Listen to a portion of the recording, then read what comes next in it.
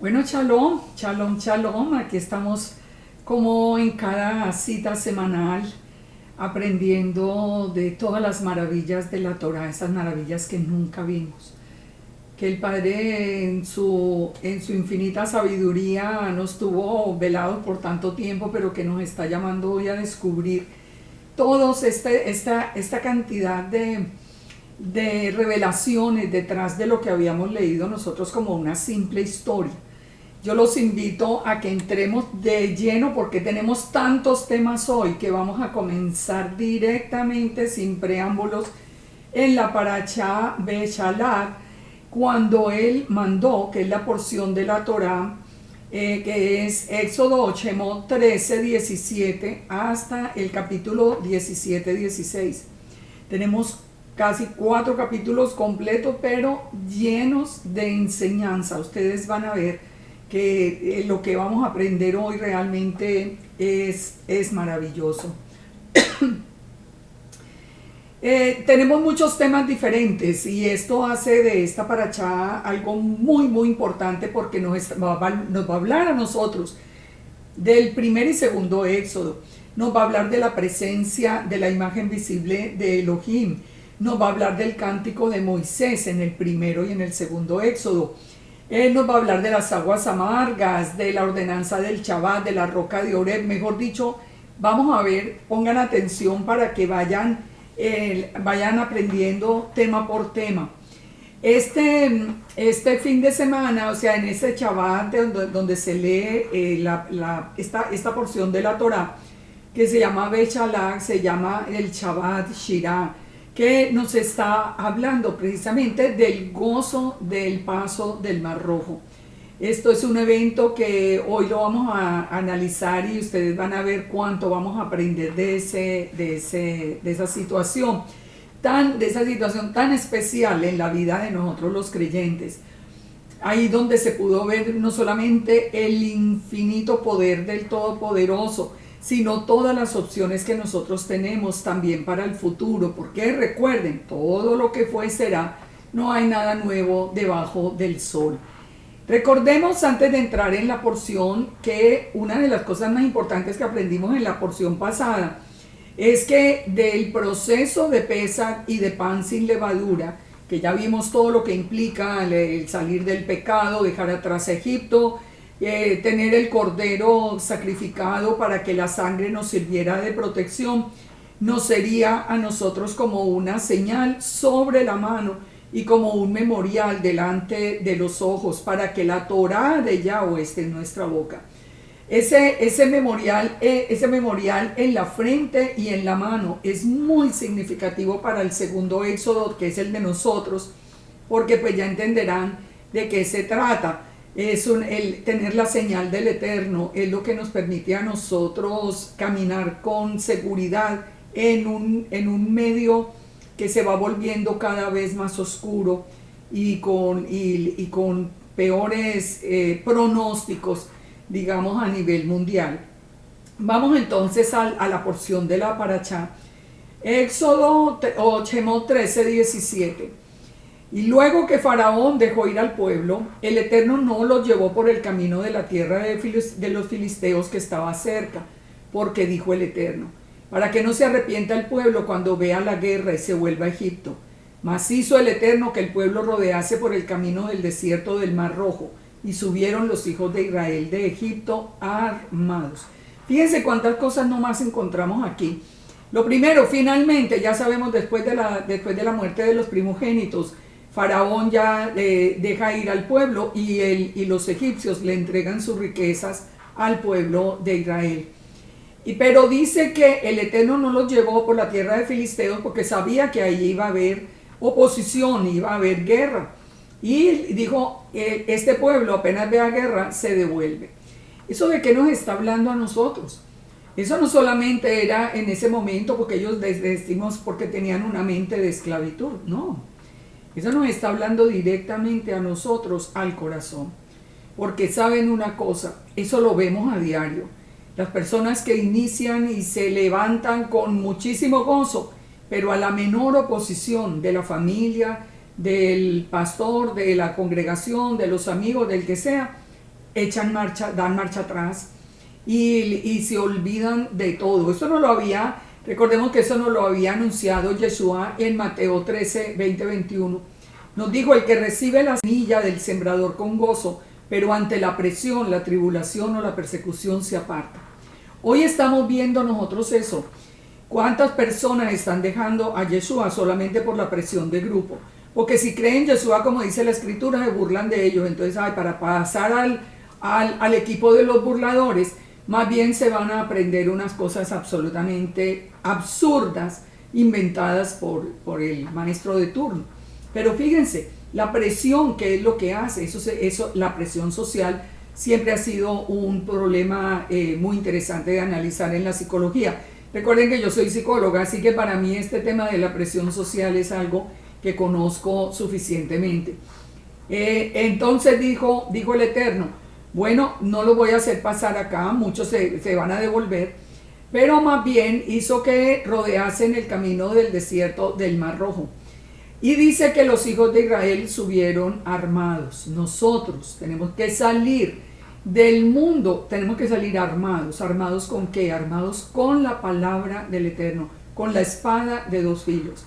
El peor peligro que corre el creyente que sale de Egipto y que se viene al desierto sin conocer la palabra de Dios, sin estudiar las escrituras, esa persona se va a perder con absoluta seguridad, porque pone su confianza en los hombres, pone su confianza en el maestro de turno, y como no conoce las escrituras, simplemente lo que el maestro le diga, eso es lo que él va a recibir o ella van a recibir como palabra del Eterno. Y de ahí es donde estamos viendo todo el problema. Las personas estudiando todos los libros habidos y por haber, menos las escrituras, y no conocen la escritura. ¿Cómo pueden saber si esos libros son correctos o no? Fíjense, nosotros tenemos que salir como salió el pueblo de Israel, armados. Aquí llevaban armas físicas. Recordemos que también es un punto interesante, bueno, que no voy a entrar ahora porque hay muchos temas, pero fíjense, en este tiempo final, cuando está surgiendo el nuevo orden mundial, nosotros que vemos que lo primero que el enemigo quiere es que se eliminen las armas.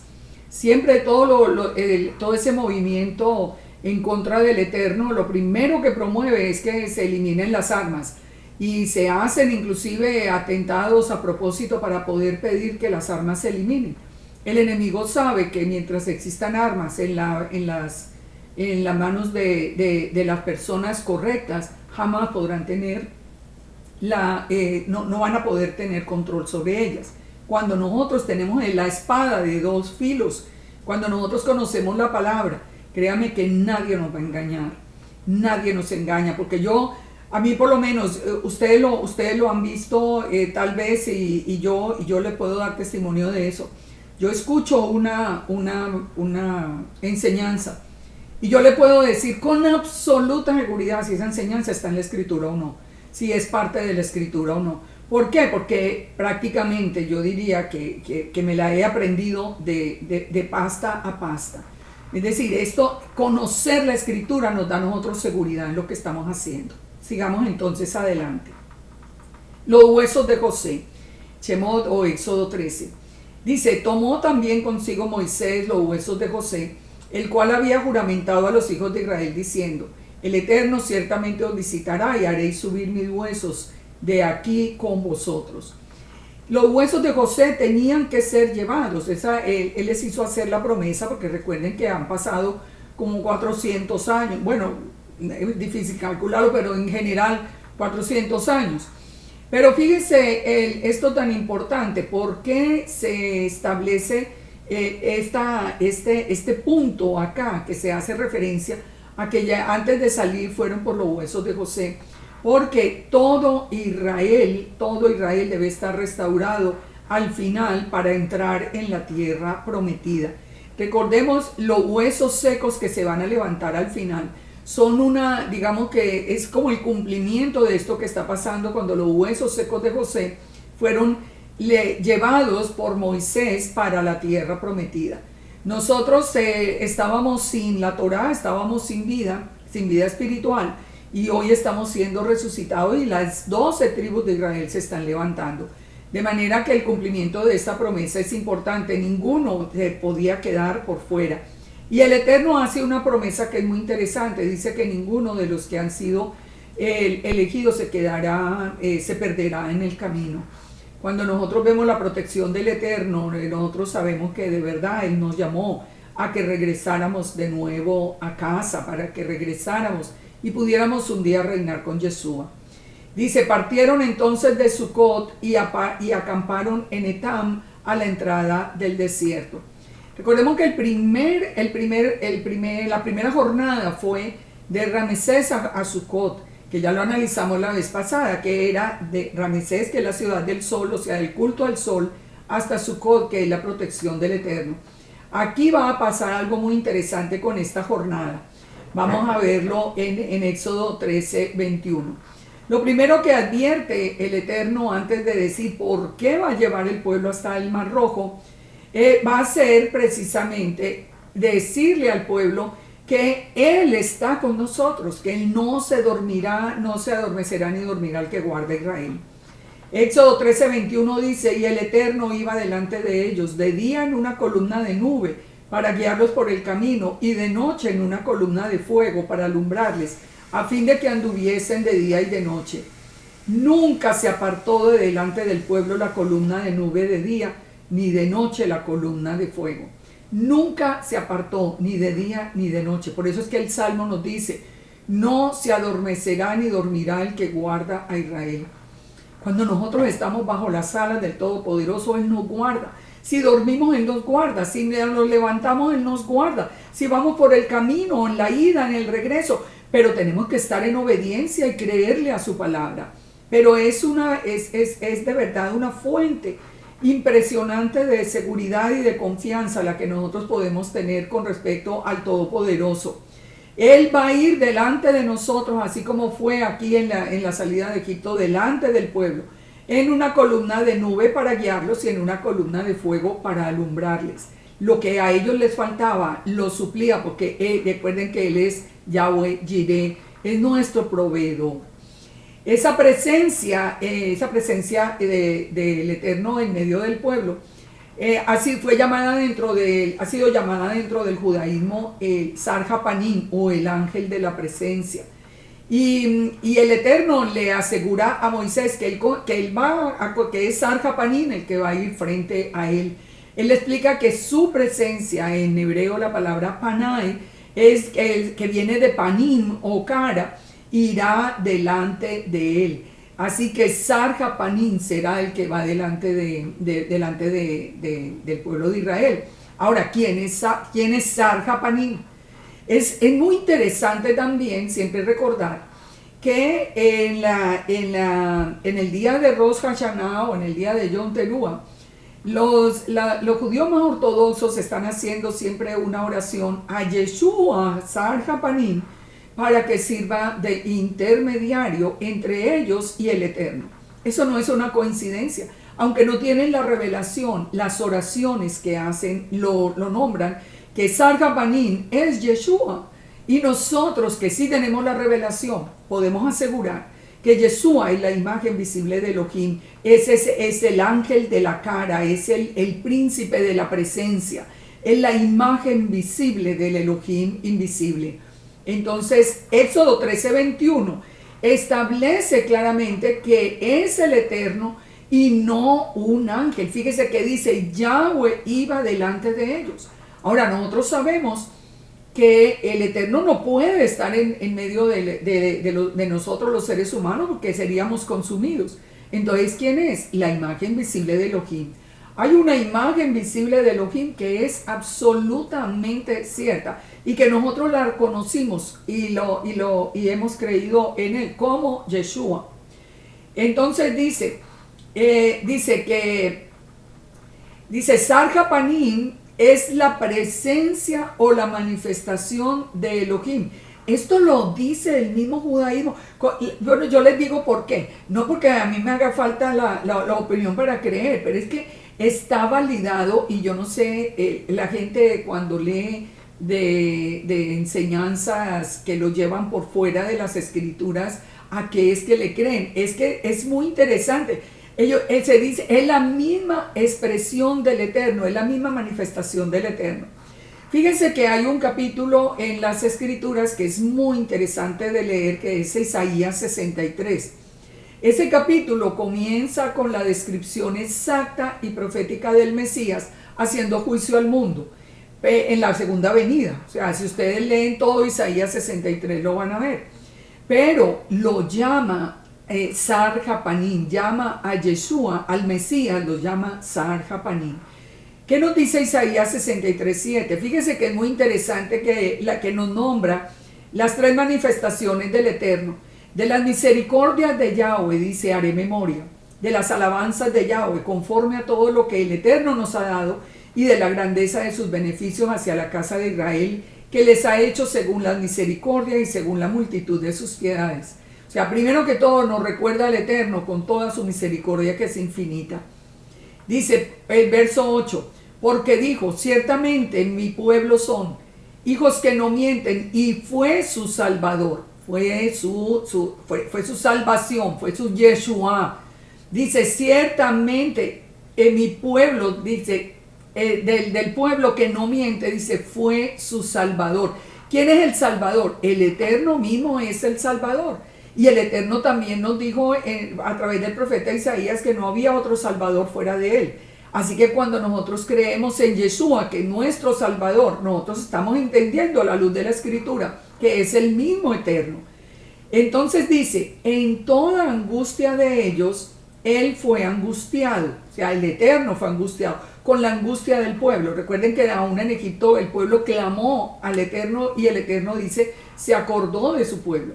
Entonces dice, en toda angustia de ellos él fue angustiado, y Sar Japanín, el ángel de su faz, los salvó. En su amor y en su clemencia los redimió, los trajo y los levantó todos los días de la antigüedad.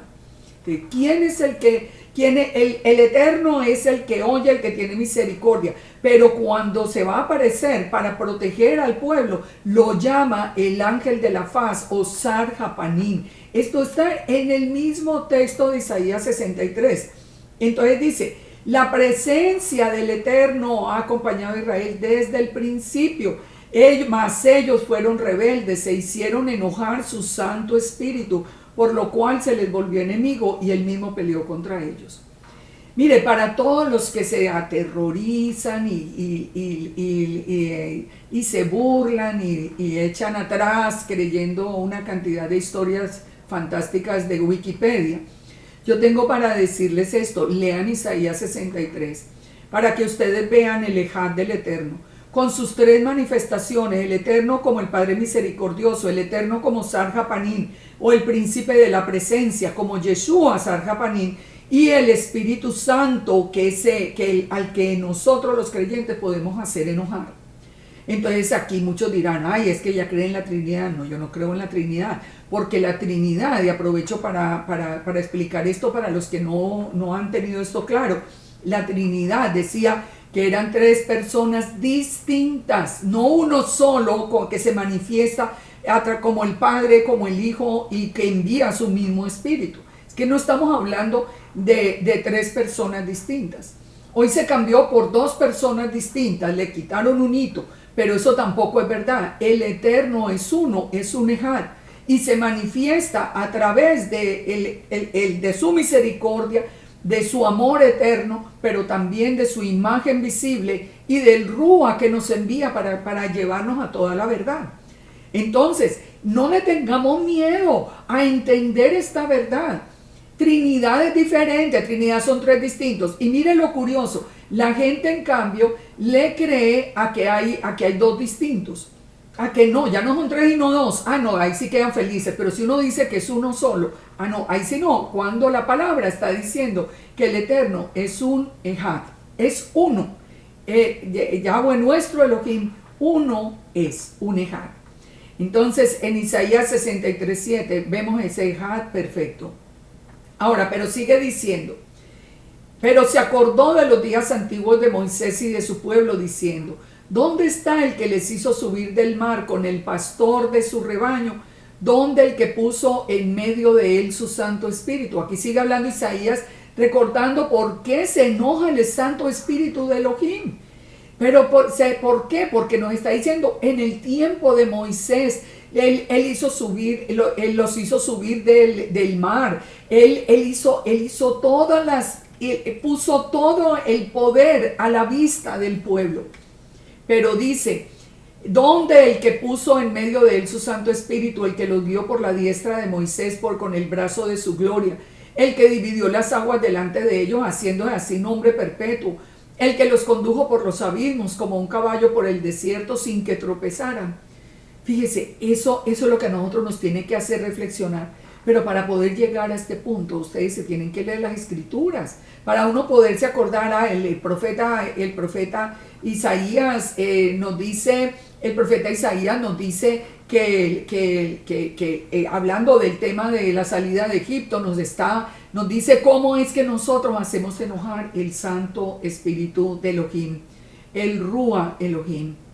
Entonces, fíjese, fue, de acuerdo a todo ese texto, es Sar-Japanín el que salvó a Israel, el que lo redimió, el que lo levantó, el que los sanó, el que los fortaleció. Era el Todopoderoso. Él aparecía como columna de fuego y como nube. Pero ¿quién era? Es Sar-Japanín, la presencia misma, Yeshua mismo. ¿Cómo rechazarlo? ¿Cómo rechazarlo? De verdad que nosotros tenemos que saber que nosotros tenemos un Elohim absolutamente confiable y su palabra es revelada. Volvamos entonces a Shemot o Éxodo 14, porque ahora el pueblo entonces llega hasta Baal-Zephón. Esto es una enseñanza que es increíble. Éxodo 14:1 dice, habló el Eterno a Moisés diciendo, di a los hijos de Israel que den la vuelta y acampen delante de Pi-Hahirot, entre Migdol y el mar hacia Baal-Zephón. Delante de él acamparéis junto al mar. Fíjense lo que va a hacer el Eterno. Lo va a poner entre Baal-Zephón y el mar Rojo. Dice, porque Faraón dirá que los hijos de Israel están encerrados en la tierra, al desierto que los he encerrado. Y yo endureceré el corazón de Faraón para que los siga, y seré glorificado en Faraón y en todo su ejército, y sabrán los egipcios que yo soy Yud-Heh-Vav-Heh, y ellos lo hicieron así. Fíjense acá cómo el Eterno les va a demostrar, por último, el poder absoluto, y va a sacar el pueblo de debajo del poder de Faraón. Recordemos que este pueblo se había entregado voluntariamente en esclavitud, porque ellos se entregaron por hambre, ellos vinieron y se entregaron a Faraón. Ahora Faraón tenía que morir y tenía que acabarse ese poderío legalmente tenía que acabar el poder sobre el pueblo de Israel que se le había entregado. Y en este momento el Eterno va a ser el punto final de la liberación del pueblo. Por eso es que es un día de celebración. Era un plan perfecto. Faraón sabía que al frente no estaba sino el mar, no se podía hacer nada, no podían hacer absolutamente nada. Estaban frente al mar Rojo o al mar de las cañas, como también se le conoce. Ahora, ¿quién era Baal-Zephón? El último de los dioses de Egipto. El Eterno viene y lo sitúa precisamente en el último, donde estaba el sitio principal de Baal-Zephón, que era el último de los dioses de Egipto, contra el cual el Eterno iba a demostrar su poder. Entonces, al endurecer el corazón del faraón, ¿qué fue lo que hizo? Hacer que él viniera a seguirlos acá. Fue dado aviso entonces al rey de Egipto que el pueblo huía, y el corazón de Faraón y de sus siervos se volvió contra el pueblo y dijeron, ¿cómo hemos hecho esto de haber dejado a Israel para que no nos sirva? Y unció el carro, dice, y tomó consigo su pueblo. Y tomó 600 carros escogidos y todos los carros de Egipto y los capitanes sobre ellos. Se llevó todo su poderío. Y endureció el Eterno el corazón del Faraón, rey de Egipto, y él lo siguió a los hijos de Israel, pero los hijos de Israel habían salido con mano poderosa. Siguiendo los pueblos egipcios con toda la caballería y carros de Faraón, su gente de a caballo y todo el ejército, los alcanzaron al lado de Pihahirot, delante de Baal Zephón. Y cuando Faraón se hubo acercado, los hijos de Israel alzaron los ojos y vieron que los egipcios venían detrás, por lo que los hijos de Israel temieron en gran manera y clamaron al Eterno. Y aquí vamos a recibir una de las grandes lecciones. Ya estábamos diciendo, el Eterno ha venido mostrando su poder, ya guerreó contra todos los dioses de Egipto, ya este pueblo ya estaba viendo el poder. Pero dice aquí que de todas maneras, viendo a Faraón atrás y viendo el mar al frente, temieron y clamaron. Entonces dijeron a Moisés, ¿no había sepulcros en Egipto que nos has sacado para que muramos en el desierto? ¿Por qué has hecho así con nosotros que nos has sacado de Egipto? ¿No es esto lo que te hablamos en Egipto diciendo, déjanos servir a los egipcios? Porque mejor era servir a los egipcios que morir en el desierto. Fíjense esto, volvamos a acordarnos de algo que en lo que empezamos. El Eterno no los quiso traer por la ruta de los filisteos porque cuando vieran la guerra se iban a volver atrás. Aquí ni siquiera habían tenido la guerra, pero de solo pensar, dice que clamaron. ¿Clamaron qué? ¿Clamaron de qué manera? Quejándose. Ellos habían visto ya el poder. Si ya ellos tenían a Faraón detrás, al mar adelante, ¿qué tendría que haber sido el clamor de ellos? Simplemente pedirle que el Eterno se manifestara con todo su poder, pero en lugar de eso, que fuera lo que querían, devolverse a Egipto. Y esto lo vemos a diario. Mire, yo que trato con tantas personas, les digo a diario. Personas que vienen, voy a guardar el Shabbat desde hoy. Al mes, no, pero es que todavía yo no tengo ninguna, yo no veo ninguna bendición, hasta luego, y sale y se va. Óyeme, es que nosotros no estamos hablando de un mago, nosotros estamos hablando de un Elohim maravilloso, lleno de poder, el único vivo, el único verdadero, al que le tenemos que obedecer, tengamos o no tengamos, en el que tenemos que creer, porque Él nos ha demostrado a través de los siglos que es tener una palabra poderosa. La misma palabra que hoy se cuestiona. Pero los que creemos en la palabra sabemos que no tenemos que regresar a Egipto. Si una puerta se cierra, nosotros vamos a clamar, pero para que el Eterno sea el que abra esa puerta. Mire como dice, no era mejor servir a los egipcios. Entonces, ¿por qué estaban clamando al Padre? Entonces, fíjese esto, nos sigue diciendo. Y Moisés le dijo al pueblo, no temáis, estad firmes y ved la salvación que Yahweh hará hoy con vosotros. No tengan miedo, ustedes van a ver a Yeshua, que es la palabra salvación, porque los egipcios que hoy habéis visto, nunca más para siempre los veréis. Moisés sí tenía confianza en quién era su Elohim. Él sí había aprendido a tener esa confianza y se la estaba transmitiendo ahora al pueblo. No teman, estén firmes, vean la salvación. El Eterno peleará por vosotros y vosotros estaréis tranquilos. Entonces el Eterno le dijo a Moisés, ¿por qué clamas a mí? Dile a los hijos de Israel que marchen. Es decir, usted sabe que estoy con ustedes, ya les dije, no los voy a abandonar, estoy en el día, estoy en la noche. Dígales solamente que marchen, que confíen que vienen bajo mis alas, bajo mi protección. Y tú alza la vara y extiende la mano sobre el mar y divídelo, y entren los hijos de Israel en medio del mar en seco. Y fíjense, esto ya lo vimos, Yeshua es ver a Yeshua, es ver la salvación cuando nosotros confiamos. Entonces, finalmente viene se abre el mar y las 12 tribus, aún con los huesos de José, van a pasar por el medio del mar para salir finalmente de Egipto. Fíjense que cuando nosotros nos ponemos a pensar en el segundo éxodo, miremoslo hasta acá, cuando pensamos en el segundo éxodo, nosotros sabemos, de acuerdo a Apocalipsis 15, que el pueblo de Yahweh, nosotros vamos a estar frente a un mar de cristal. Eso es lo que nos dice Apocalipsis 15.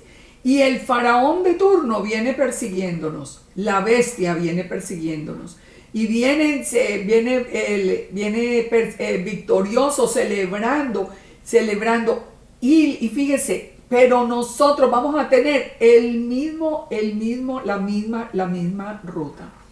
Léanse también Apocalipsis 12 para que ustedes vean cómo el dragón persigue la mujer, pero cómo se abre en la misma tierra y traga toda esta persecución y la mujer es llevada finalmente al desierto.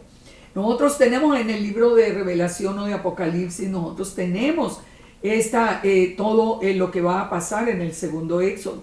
Si nosotros no aprendemos ahora a confiar en el Eterno, entonces nosotros vamos a pensar en ese momento, wow, hubiera sido mejor seguir a la bestia, que no nos estuviera por lo menos persiguiendo, aunque les hubieran tocado todos los males. Porque recuerden que al pueblo de Egipto le tocó vivir todas las plagas que el Eterno envió en contra de los dioses que ellos tenían. Así que recordemos eso siempre, todo lo que fue será. Y aquí está el pueblo de Israel frente al mar rojo, nosotros estaremos frente al mar de cristal. En Apocalipsis 14:2 nos dice quién es ese pueblo que va a atravesar ese mar de cristal, que nos dice, aquí está la paciencia de los santos, los que guardan la Torá y tienen la fe de Yeshua. Miren, sin Yeshua no van a ser parte del remanente, olvídense. Sin guardar la Torá tampoco. Tiene que tener las dos condiciones, guardar la Torá y la fe de Yeshua.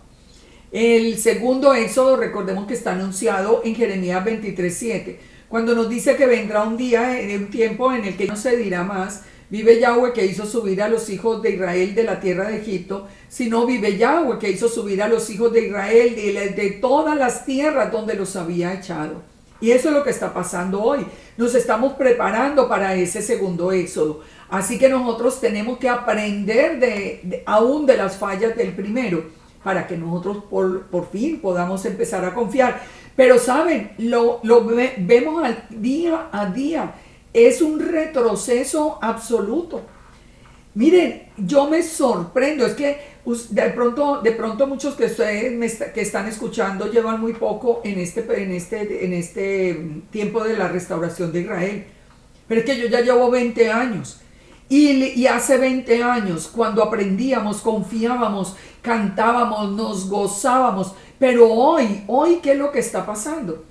Hoy lo único que vemos es la gente contra las escrituras, la gente creyéndole a Wikipedia, la gente burlándose del Eterno, burlándose de su palabra, diciendo que la palabra está adulterada. O sea, ese es el pueblo de Israel que cree que va a pasar el mar de cristal. Olvídense que no. Olvídense que no, si no aprendemos de ese primer éxodo, en el segundo con toda seguridad que estaremos por fuera. Ahora fíjense una cosa que es muy interesante entre el primero y el segundo éxodo. En el primer éxodo, el pueblo pasa el Mar Rojo y es llevado de una manera sobrenatural en un tiempo récord hasta el Sinaí. Eso nos lo dice Éxodo 19:4. Dice, viste lo que le hice a los egipcios y cómo los tomé sobre alas de águila y cómo los tomé al pueblo de Israel en alas de águila y os he traído a mí. ¿Y qué va a pasar al final? Lo mismo en el segundo éxodo. También Israel tendrá las alas de águila. El Eterno nos llevará a nosotros de una manera sobrenatural al desierto bajo la protección del Todopoderoso. Miren, no hay como creerle al Eterno y a su palabra. Por favor, dejen de creer en ese mundo de libros escritos por Pedro Pérez, por fulano de tal, por no sé quién. Eso no tiene ningún sentido. Es que si nosotros tenemos las escrituras reveladas por el mismo Eterno, ¿qué hacemos metidos en Wikipedia a ver qué barbaridad nos dicen? Por Dios, tenemos que aprender. Tenemos que aprender. Volvamos entonces acá y sigamos. Moisés entonces le dijo al pueblo, volvamos al Mar Rojo. Estad firmes, ved la salvación que Yahweh hará con vosotros, porque los egipcios que hoy habéis visto nunca más los veréis. Ese día que nosotros atravesemos el mar de cristal, jamás volveremos a ver esa gente, porque seremos llevados al desierto por tres años y medio hasta el regreso de Yeshua, y entonces ya él vendrá a hacer juicio. Dice entonces en el verso 16, alza entonces la vara, extiende la mano sobre el mar y divídelo, y que entren los hijos de Israel por el medio del mar en seco, por el medio del mar en seco. Pero recordemos siempre esas palabras. ¿Por qué claman a mí? Marchen. Nosotros, ¿qué tenemos que hacer? Obedecer y creer, punto. Y las bendiciones nos alcanzan. Nosotros las tenemos que buscar. Las bendiciones nos alcanzan. Nosotros tenemos que ser la sal de la tierra.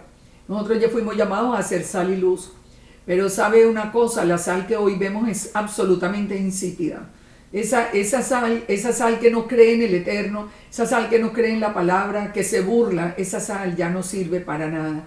Nosotros sí tenemos que tomar una decisión muy, muy importante en este momento, porque ese segundo éxodo se está preparando y dentro de muy poco tiempo nosotros seguiremos viendo lo que está sucediendo, que es la resurrección de los huesos secos, y muy pronto seremos sacados. Volvamos entonces a Éxodo 14. El ángel de Yahweh es el que marcha con Israel rumbo al mar. Entonces dice en el Éxodo 14, 19, y el ángel de Yahweh que iba delante del campamento de Israel se apartó e iba en pos de ellos. Asimismo la columna de nube que iba delante de ellos se apartó y se puso a su espalda. E iba entre el campamento de los egipcios y el campamento de Israel. Y era nube y tiniebla para aquellos, y alumbraba a Israel de noche. Y toda aquella noche nunca más se acercaron los unos a los otros. Miremos aquí, analicemos lo primero que hizo el ángel de Yahweh, que sabemos que es Yeshua mismo, después ya nace como Yeshua. Aquí es el Malach de Yahweh, o el ángel de Yahweh. Entonces dice que se puso entre el pueblo de Israel y los egipcios. Y entonces dice que era nube y tinieblas para los egipcios, pero alumbraba a Israel. Ustedes recuerdan cuando la plaga de la oscuridad, había oscuridad en Egipto, pero los hijos de Israel tenían luz. Ese es nuestro Elohim. Ese es el que a usted le hablan mal todos los días. Ese es nuestro Elohim. ¿Quién era esa columna de nube?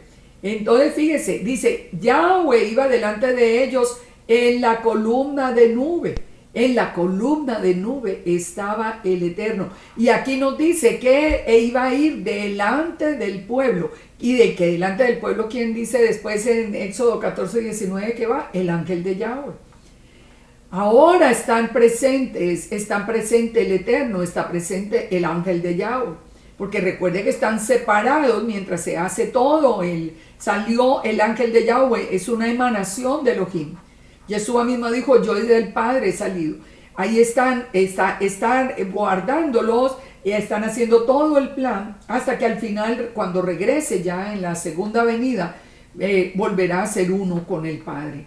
Pero vamos entendiendo todos estos misterios. Ahora ya vimos en Isaías 63 la importancia de entender esas tres manifestaciones.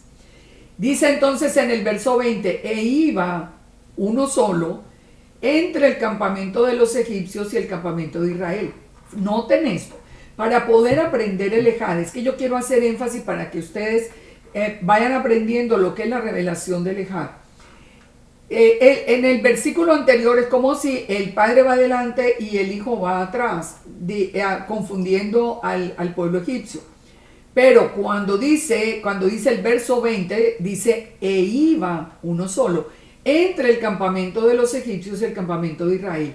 Y era nube y tiniebla para unos y alumbraba a Israel. O sea que era fuego para los de Israel de noche.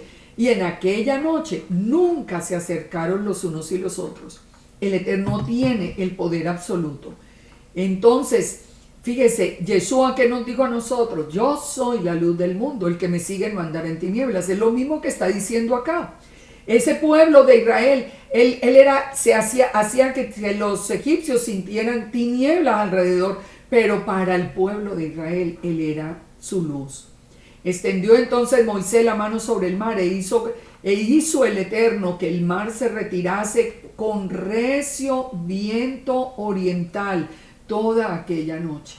Recordemos que la palabra para viento es rúa, es rúa. Fíjense, esto no es una coincidencia. Nos dice que el mar se retiró, vino un rúa del oriente, vino del este un rúa, y él volvió el mar en seco y las aguas quedaron divididas. Entonces los hijos de Israel entraron por el medio del mar en seco, teniendo las aguas como muro a la derecha y a la izquierda.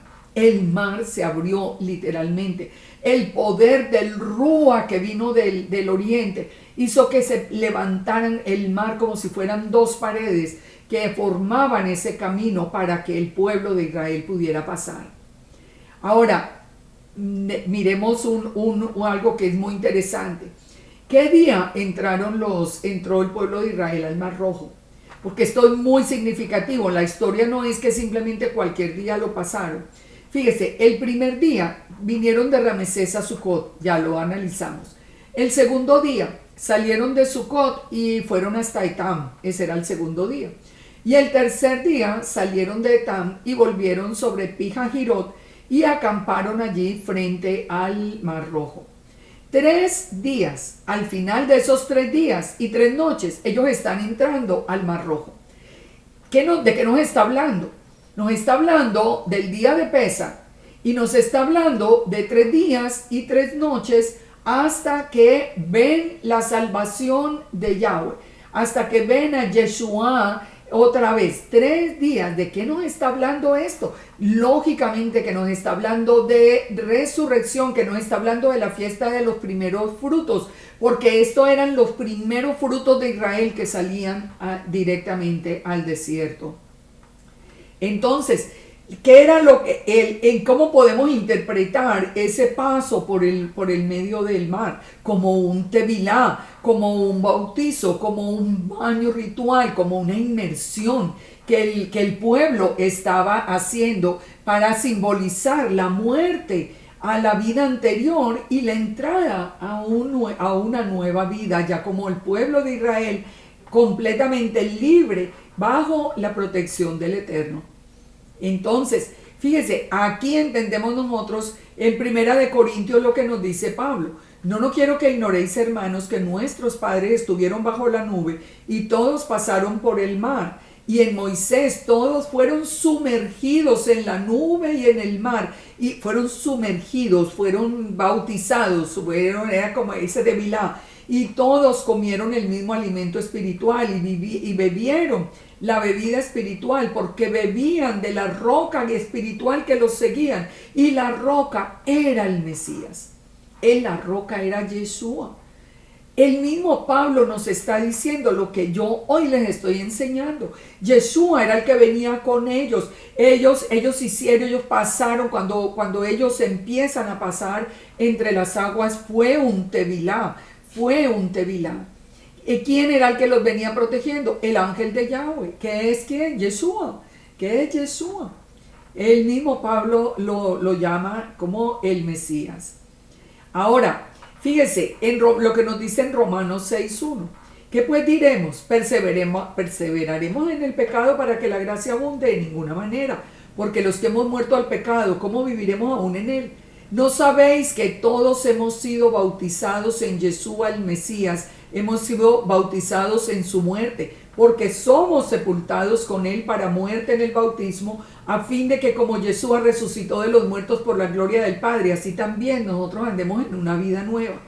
Entonces, ¿qué es lo que se nos está diciendo acá Romanos? ¿Qué es lo que nosotros nunca habíamos entendido? Ese paso por el Mar Rojo en los 3 días, el día de la resurrección. Cuando el pueblo está pasando por en medio de las aguas, era como si estuviera muriendo a ese tiempo de esclavitud y saliendo, resucitando a una vida nueva. Exactamente 3 días completos, 3 noches y 3 días. Pero ¿qué estamos viendo hoy? También hoy hay que negar también los 3 días y las 3 noches, porque ya no se le puede creer tampoco a la palabra. Ahora, como es el 16, el día de primeros frutos, que le pusieron fecha, ya le pusieron fecha y es el 16, y Shavuot del 5 de Sivan, entonces ya se acabó el tema de la resurrección. Mire, nosotros tenemos que reflexionar. ¿A quién le estamos creyendo? ¿A quién estamos siguiendo? Todo esto es maravilloso, todo esto tiene sentido. Esto realmente no puede ser una coincidencia, la palabra es perfecta. Entonces, dice, Moisés le dijo al pueblo, ve la salvación, vean a Yeshua, que Yeshua que estaba resucitando también después de 3 noches y después de 3 días. Ahora el pueblo entonces pasó, dice en el verso 21, y extendió Moisés la mano sobre el mar e hizo Yahweh que el mar se retirase por recio viento oriental durante toda la noche. Entonces los hijos de Israel entraron por el medio del mar en seco, teniendo las aguas como muro, y siguiéndolo los egipcios entraron tras ellos hasta la mitad del mar, toda la caballería de Faraón, sus carros y su gente de a caballo. El Eterno ya permite que ellos entren en ese mismo camino. Aconteció que a la vigilia de la mañana, que el Eterno miró el campamento de los egipcios desde la columna de fuego y nube y trastornó el campamento de los egipcios. Que nos había dicho que era la columna de fuego y nube, el Eterno. Pero el Eterno miró desde la columna de fuego y nube y trastornó el campamento de los egipcios, quitó las ruedas de los carros y trastornó gravemente. Entonces los egipcios dijeron, huyamos de delante de Israel, porque es Yud-Heh-Vah-Heh el que pelea por ellos contra los egipcios. Ellos ya vieron el inmenso poder y trataron de retroceder, pero el Eterno le dijo a Moisés, extiende la mano sobre el mar para que las aguas se vuelvan sobre los egipcios, sobre sus carros y sobre su caballería. Entonces Moisés extendió la mano y cuando amanecía el mar se volvió con toda su fuerza y los egipcios al huir se encontraban con el mar y el Eterno derribó a los egipcios en medio del mar. Y volvieron las aguas y cubrieron los carros y la caballería y todo el ejército de Faraón que había entrado tras ellos en el mar, y no quedó de ellos ni uno, ni uno. Una vez escuché yo de hablar a un científico ateo, pues de los burladores del Eterno, decir que, hablando pues acerca del paso del Mar Rojo, decía que eso era imposible, que era tan bajito que el pueblo había pasado simplemente caminando, porque el pueblo en ese entonces era imposible que tuviera tanto caudal como para formar aquí estas paredes. La pregunta en realidad tenía que ser, y si era tan bajito, ¿cómo fue que se ahogaron los egipcios y las caballerías? No hay forma de desmentir el poder del Eterno. Eso mismo va a pasar en el futuro y somos nosotros los que lo vamos a ver. Entonces, ¿por qué tenían que ser destruido todo este ejército? Para que el pueblo de Israel quedara libre. Fíjense lo que nos dice en Apocalipsis 20, y subieron sobre la anchura de la tierra y rodearon el campamento de los santos y la ciudad amada. Y del Eterno descendió fuego del cielo y los consumió, y el diablo que los engañaba fue lanzado en el lago de fuego y azufre, donde están la bestia y el falso profeta, y serán atormentados día y noche por los siglos de los siglos. También en el segundo éxodo, esos faraones que han esclavizado al mundo van a ser destruidos. Dice entonces en el verso 29 de Éxodo 14, y los hijos de Israel fueron por en medio del mar en seco.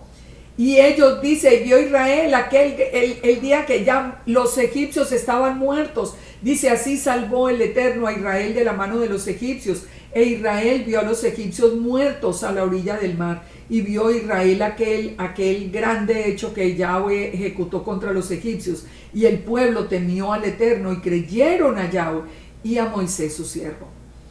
Pero vamos a ver muy pronto hasta cuándo le creyeron. Mire, cuando dicen con tanta seguridad que creen en el Eterno, hay que esperar a ver qué nos dice el día a día. Pero confiemos en esto, confiemos en que a través del estudio de la Torah nosotros vamos a aprender a confiar en nuestro Elohim.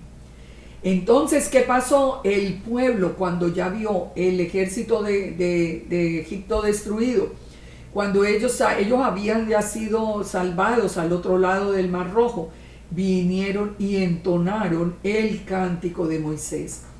Éxodo 15:1. Entonces cantó Moisés y los hijos de Israel este cántico a Yahweh y dijeron: cantaré yo a Yud-Heh-Vav-Heh, porque se ha magnificado grandemente, ha echado en el mar al caballo y al jinete. Miren, nosotros tenemos un Elohim glorioso. Dice, es lo que está diciendo la palabra y es lo que nosotros confesamos. Él se levantó glorioso, Él se levantó triunfante. Dice el verso 2, Yahweh, mi fortaleza y mi cántico, y ha sido mi salvación. Yahweh, mi fortaleza y mi cántico, y ha sido mi Yeshua. Este es mi Elohim y lo alabaré, el Dios de mi Padre, y lo enalteceré.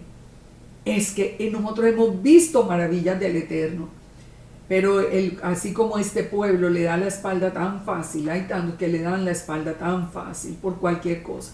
Pero miremos lo que estaba entonando el pueblo, enfoquémonos allí. Están diciendo, Yahweh es nuestra fortaleza, nuestro cántico, nuestra salvación, es nuestro Elohim. Él es el Dios de mi Padre y lo enalteceré. ¿Cómo lo dice el Targum? Miremos acá, la versión aramea. Mi fortaleza y mi canción es el temor del Eterno.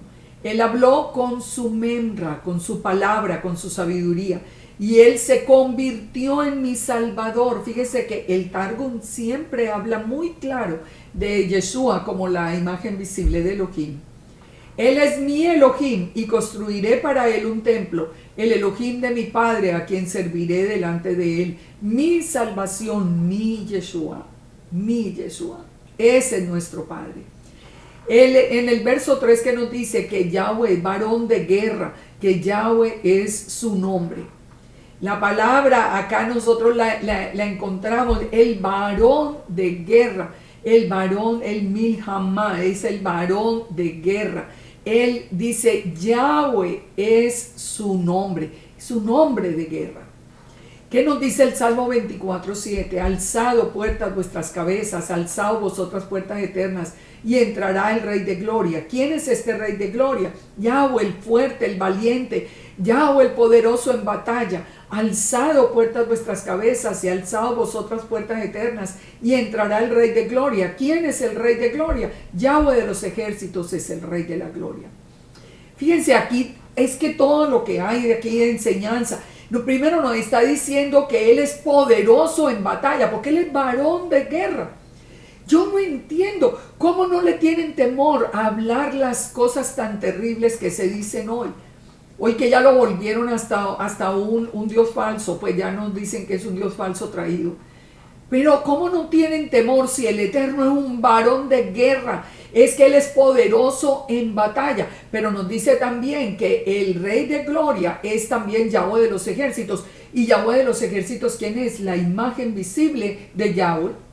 ¿Por qué sabemos que es imagen visible? Porque Josué lo vio y habló con él. Entonces, fíjate lo que nos dice segunda de Samuel, porque tú, Yahweh de los ejércitos, Dios de Israel, revelaste al oído de tu siervo diciendo, yo te edificaré casa. Él es el mismo, son uno, el Eterno y Yeshua, son uno, sin duda alguna. Ahora, Él es la presencia que nos guarda. El Yahweh de los ejércitos es la presencia que nos guarda, es el que reinará en Jerusalén, en nuestro camino, es el que viene a hacer juicio a la tierra, se llama Yahweh de los ejércitos, dice en Isaías. Entonces, ¿quién es el que viene a hacer juicio a la tierra? Yeshua, pero la palabra en Isaías nos dice que es Yahweh de los ejércitos, y Yahweh de los ejércitos es una imagen visible, es la piedra de tropiezo de Israel, Él es el Rey de Israel, Él es el Rey de Israel. Entonces, aquí estamos viendo el Ejad del Eterno, sin duda alguna, sin duda alguna. Yahweh de los ejércitos es la corona de gloria, Yahweh de los ejércitos es el que desciende en el monte de Sión, en Isaías 31:4. ¿Quién es el que desciende sobre el monte de Sión? ¿Quién va a poner los pies sobre el monte de los olivos? Yeshua. Pero en Isaías nos dice que es Yahweh de los ejércitos, es el creador del cielo y de la tierra, de acuerdo a Isaías 37:16. Entonces, Él por eso dice que es hombre de guerra. Es hombre de guerra porque Yahweh de los ejércitos se hizo hombre cuando nace como Yeshua. Pero Él es el poderoso en batalla. Dice que echó en el mar los carros de Faraón y su ejército. Los abismos los cubrieron, descendieron a las profundidades como piedras. Fíjese lo que nos dice Nehemías 9:11. Dividiste el mar delante de ellos y pasaron por medio de él en seco, y sus perseguidores echaste en las profundidades como una piedra en profundas aguas. Como piedra en profundas aguas. Ese es el poder del Eterno. Con el Eterno no se juega.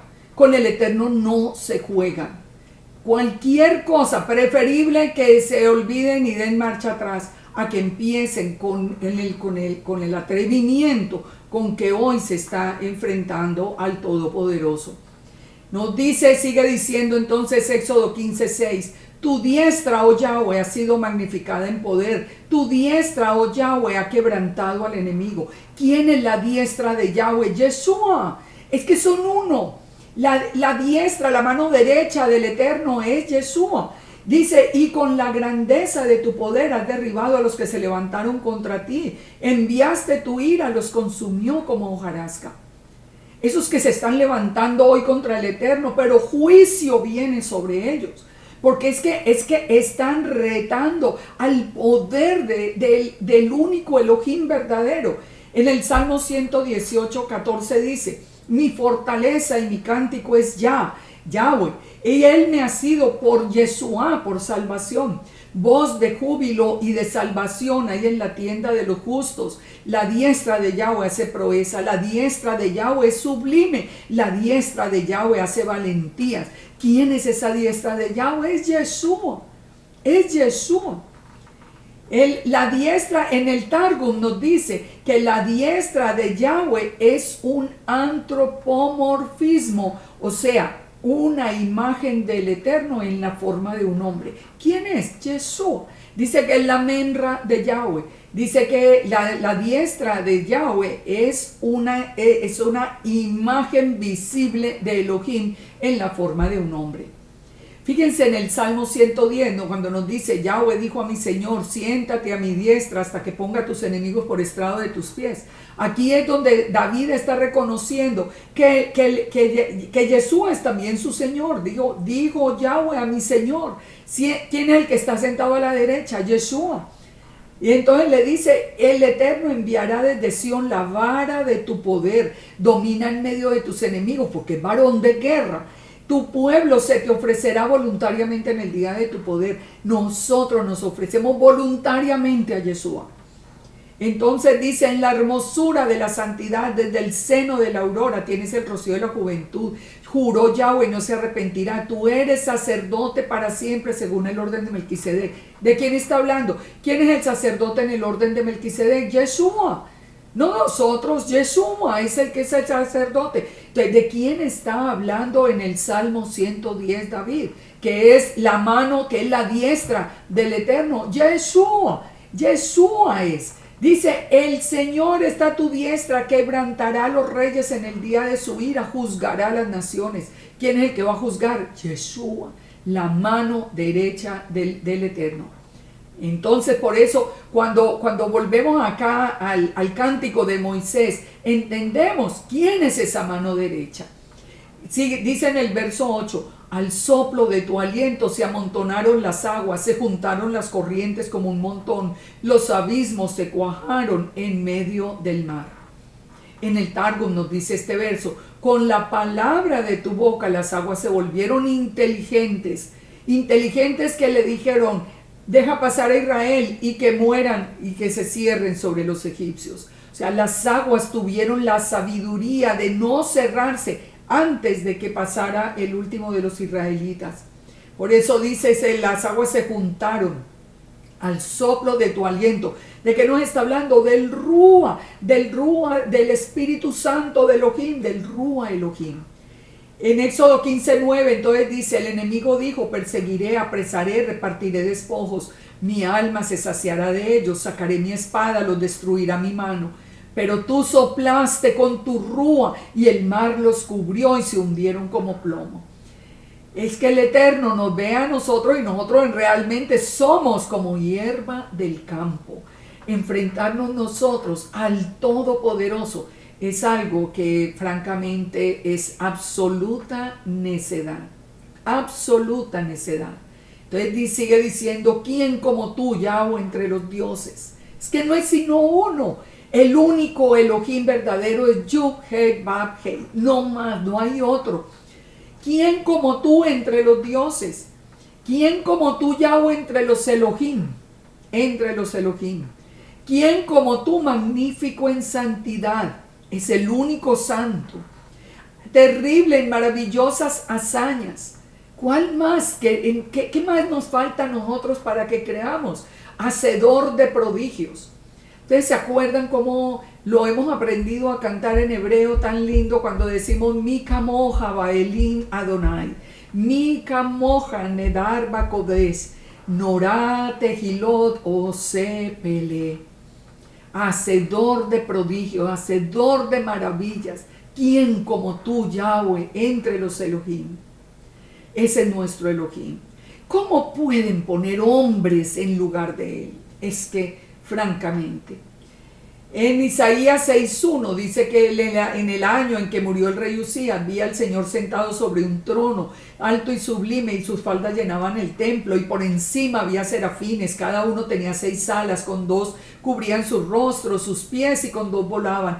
El uno al otro daba voces diciendo, Santo, Santo, Santo, Yahweh de los ejércitos, toda la tierra está llena de tu gloria. Ya vimos quién es Yahweh de los ejércitos, la imagen visible de Elohim. ¿Quién es el 3 veces santo? Elohim, Yahweh. ¿Por qué Yeshua nunca pecó? Pues porque es la imagen visible de Elohim, porque es Yahweh de los ejércitos. Entonces sigue diciendo en el 12, extendiste tu diestra, la tierra los tragó.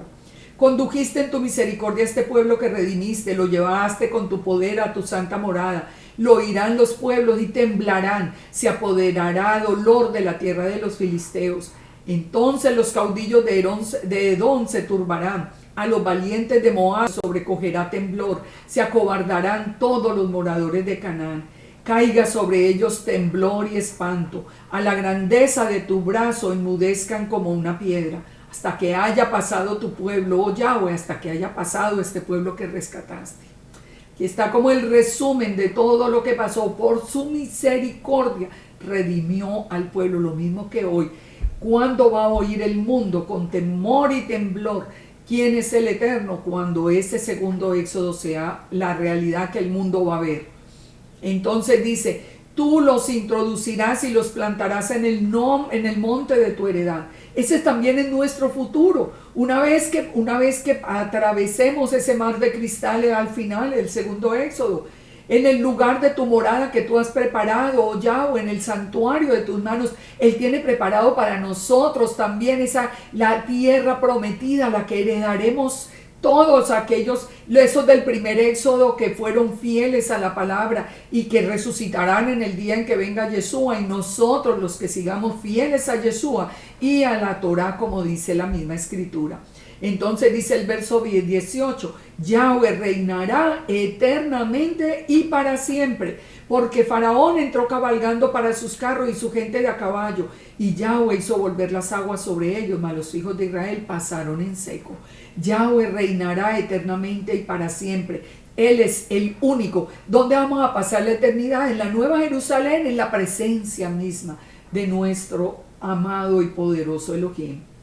Entonces Miriam, o María, como dicen las versiones griegas, por el nombre griego, Miriam, la hermana de Moisés, dice la profetisa, hermana de Aarón, tomó un pandero en su mano, y todas las mujeres salieron en pos de ella con panderos y danzas. ¿Saben una cosa? Que nosotros debemos hacer el esfuerzo de aprender a danzar, pero danza hebrea, danza hebrea. Dejemos toda esa danza que se había aprendido del mundo. La danza para el Eterno. Y dice, y Miriam le respondía, cantad a Yahweh, porque en extremo se ha engrandecido, ha echado en el mar al caballo y al jinete. Y hizo Moisés que partiese Israel del Mar Rojo, y salieron al desierto de Shur, y anduvieron 3 días sin hallar agua. Aquí viene otra enseñanza muy importante. Terminamos entonces el cántico de Moisés. Pero ¿qué vamos a cantar nosotros en el segundo éxodo? Éxodo, el cántico de Moisés y del Cordero. El cántico de Moisés y del Cordero. Ahora, resumamos entonces todo lo que se resalta en el cántico de Moisés.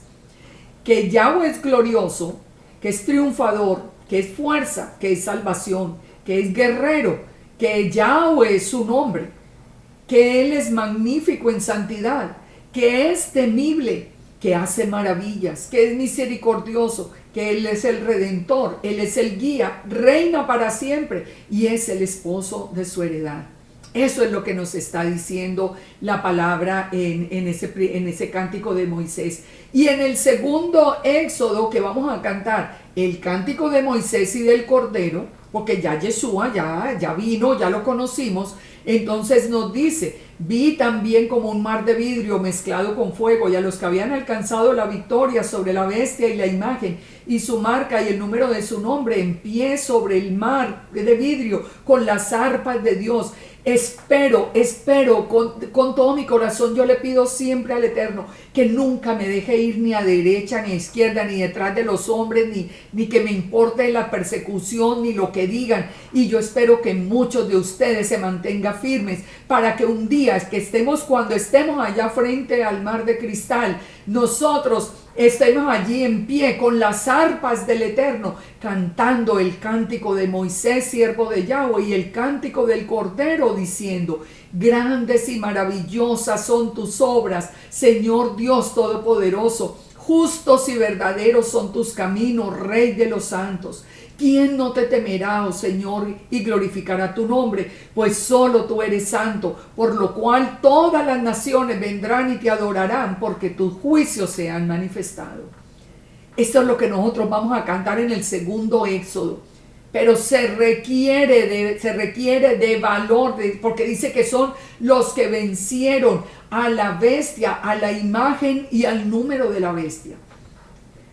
Todos esos que están dejando a Yeshua se fueron ya detrás de la bestia sin duda alguna. Ahora, cuando termine entonces el juicio y las naciones hayan visto el poder, las naciones vendrán a postrarse delante de Yahweh. Dice Isaías 45:18, porque así dijo Yahweh, el que creó los cielos. Él es Elohim, el que formó la tierra, el que la hizo y la compuso. No la creó en vano para que fuese habitada, la creó. Yo soy Yahweh y no hay otro. No hay dos, no hay otro. Es que eso lo dice el Eterno. Cuando a usted le dice, no, es que son dos distintos, es que Yeshua es divino, pero no es Yahweh. Pues no, eso no dice la palabra, porque el Eterno dijo, yo soy Yahweh y no hay otro. No hablé en secreto en un lugar oscuro de la tierra. No dije a la descendencia de Jacob, en vano me buscáis. Yo soy Yahweh, el que hablo con justicia, el que anunció rectitud. Reuníos y venid, juntaos los sobrevivientes de las naciones. No tienen conocimiento los que erigen el madero de su ídolo y le ruegan a un Dios que no salva. Fíjense todas estas palabras. Sigue diciendo acá: proclamad y haceros acercar y entren en consulta. ¿Quién hizo oír esto desde el principio? Y lo tiene dicho desde entonces, sino yo, Yahweh. Y no hay más Elohim que yo, Dios justo y salvador, ningún otro fuera de mí. Porque no digo, estamos mi hijo y yo. Porque no existe nadie fuera del Eterno. El Eterno es uno. Yeshua es su imagen visible, es su mano derecha, es su boca, es su palabra. Entonces dice: mirad a mí, sed salvos todos los términos de la tierra, porque yo soy Elohim y no hay más, no hay más. Por mí mismo hice juramento, de mi boca salió palabra de justicia y no será revocada. Que ante mí, ante el Eterno, ante Yahweh, se doblará toda rodilla y jurará toda lengua, y se dirá: ciertamente en Yahweh está la justicia y la fuerza. A él vendrán los que contra él se enardecen, serán avergonzados. En Yahweh será justificada y se gloriará toda la descendencia de Israel. Entonces fíjense, ¿qué está diciendo acá? Al final, cuando el mundo ya vea todo esto, toda rodilla se doblará delante de Yahweh. Pero ¿qué nos dice Filipenses? Haya en vosotros ese sentir que hubo en Yeshua el Mesías. El Yeshua el Mesías. Pero ¿de qué nos está hablando? Vamos al punto que nos dice Romanos 14:11. Dice, escrito está, vivo yo, dice Yahweh, que ante mí se doblará toda rodilla y toda lengua confesará a Elohim. Está citando el texto de Isaías que leímos antes. Pero fíjese lo que nos dice entonces Filipenses. Haya en vosotros el mismo sentir que hubo en Yeshua el Mesías, el cual, siendo en forma de Dios, o sea, de la naturaleza misma de Dios, siendo el mismo Elohim, no estimó el ser igual a Elohim como cosa que aferrarse. Y ya nos dijo el Eterno, no hay dos, no hay nadie conmigo, soy yo solo.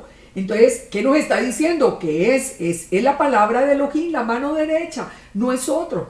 Y dice, sino que se despojó a sí mismo, tomando forma de siervo, hecho semejante a los hombres, y estando en la condición de hombre, se humilló a sí mismo, haciéndose obediente hasta la muerte y muerte de cruz.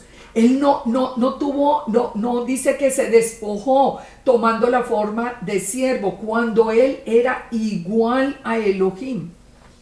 Él no era un hombre cualquiera, hijo de José y de Miriam. Por Dios, salgan corriendo de donde oyen eso.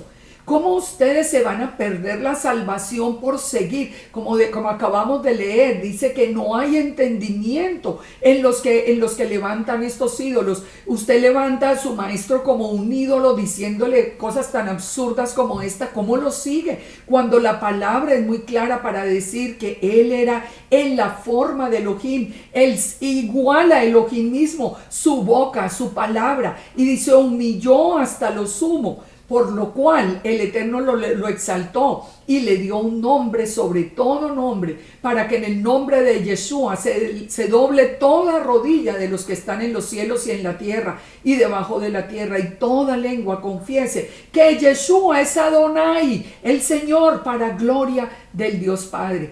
Que Yeshua es Adonai, que nuestro Señor, que Yeshua es Yahweh, para gloria de Dios Padre. Entonces, miremos, delante de quién se doblarán las rodillas al fin. Isaías nos dice delante de Yahweh. Filipenses nos dice delante de Yeshua. Es que es el mismo, es que no hay dos. Él mismo lo dijo, yo soy Yahweh y nadie hay conmigo. Nadie hay conmigo. Es que entender esto es una revelación que nos permite permanecer en las escrituras, Es un plan perfecto. Son dos éxodos. El éxodo de Egipto, el éxodo de nosotros ahora, es un plan absolutamente bien establecido en la escritura, sin contradicciones. No hay contradicción.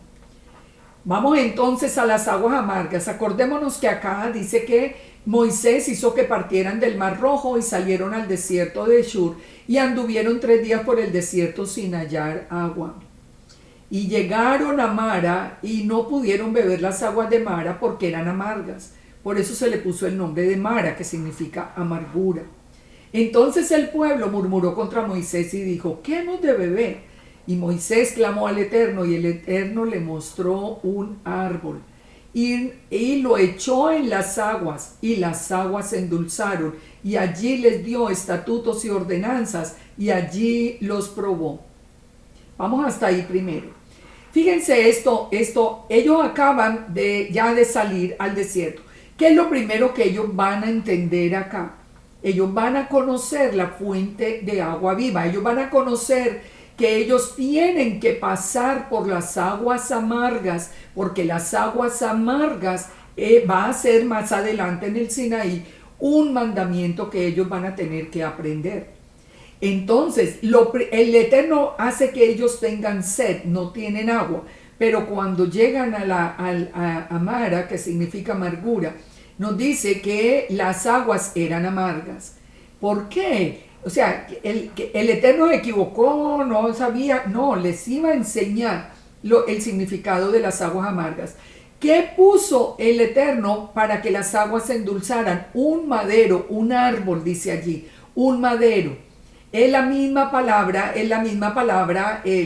para el madero. Lo echó el madero, ese pedazo de árbol, lo puso en las aguas y las aguas se endulzaron. Y allí que les dio estatutos y ordenanzas. Fíjense que los mandamientos no comenzaron solo en el Sinaí, aquí ya les dio estatutos y ordenanzas para el pueblo.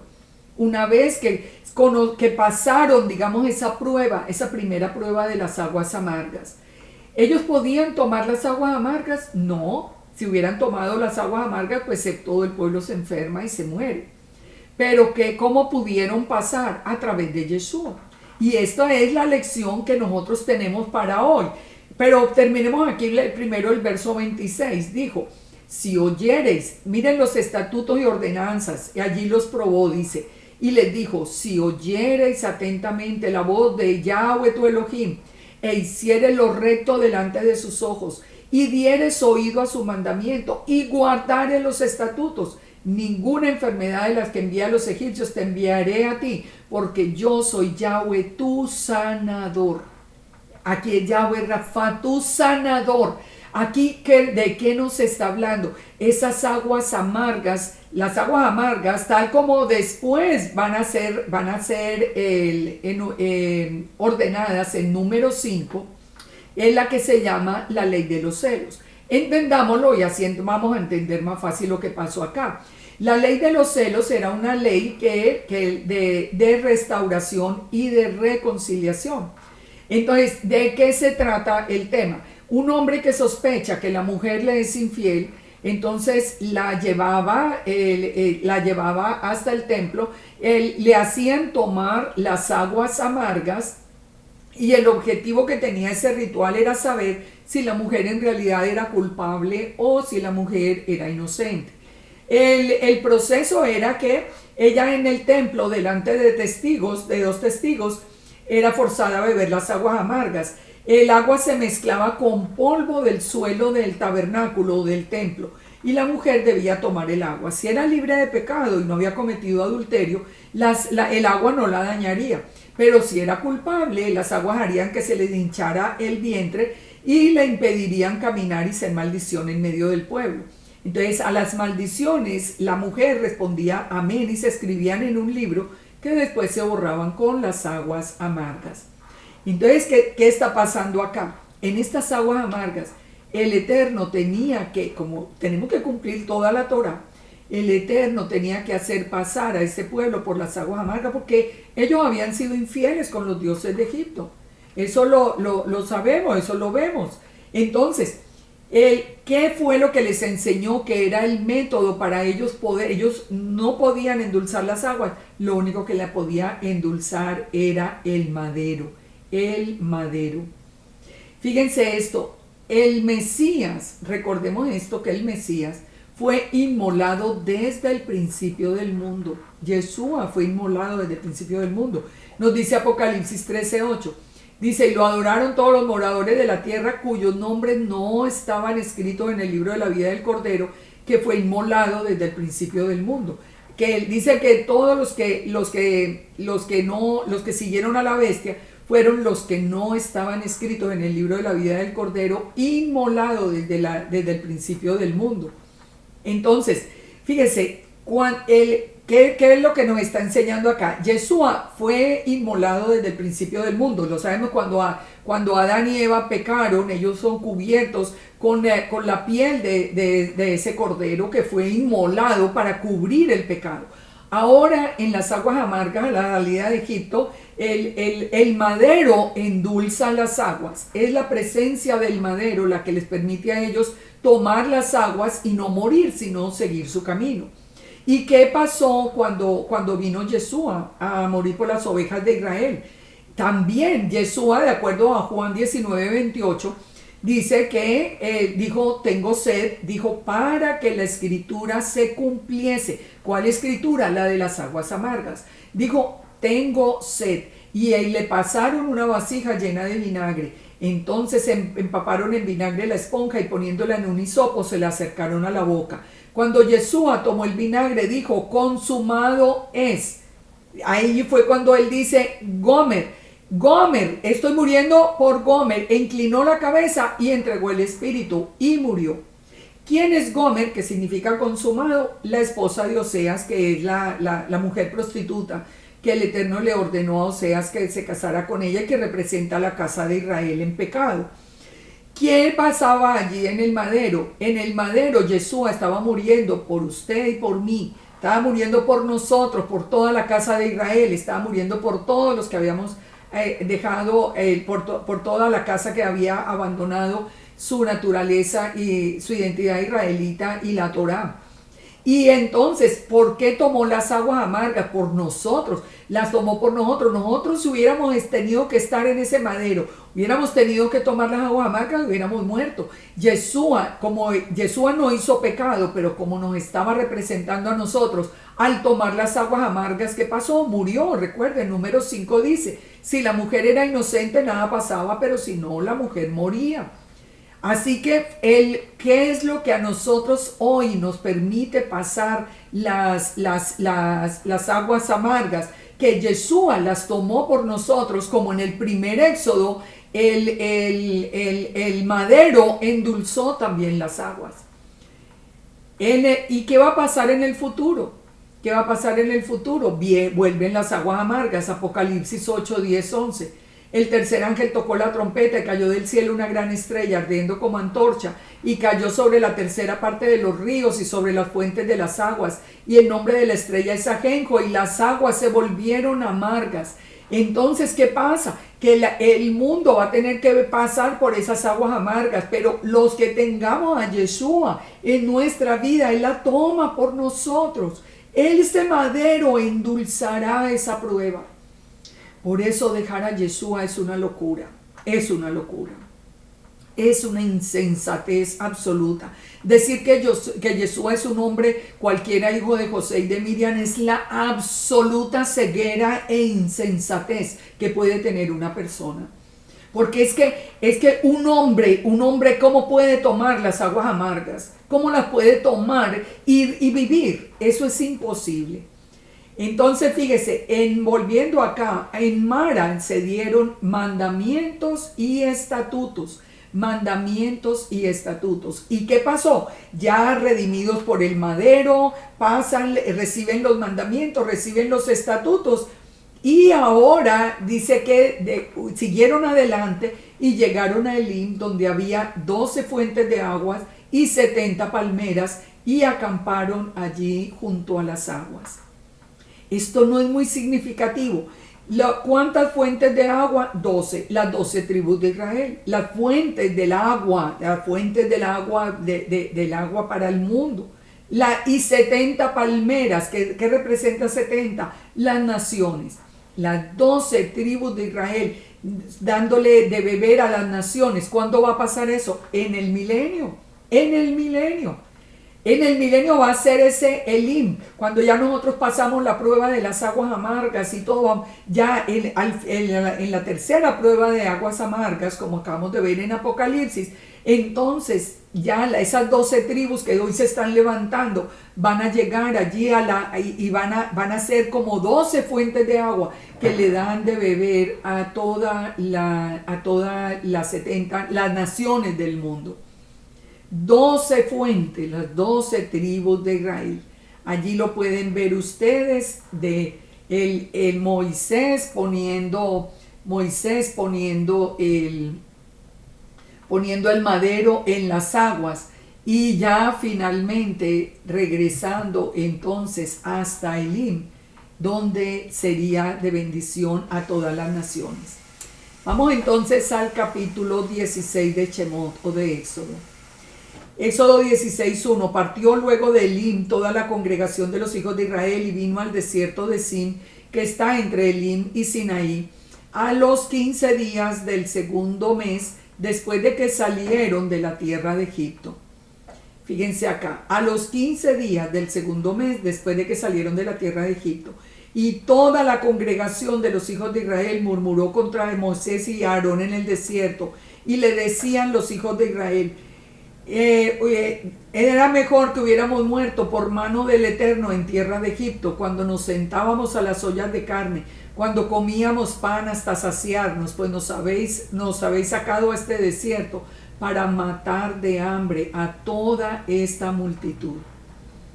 Fíjense, este pueblo, Y así somos nosotros, es que nos tenemos que ver reflejados allí. Todas las maravillas que han visto, pero ahora no, ya están extrañando la carne de Egipto, ya se quieren volver otra vez.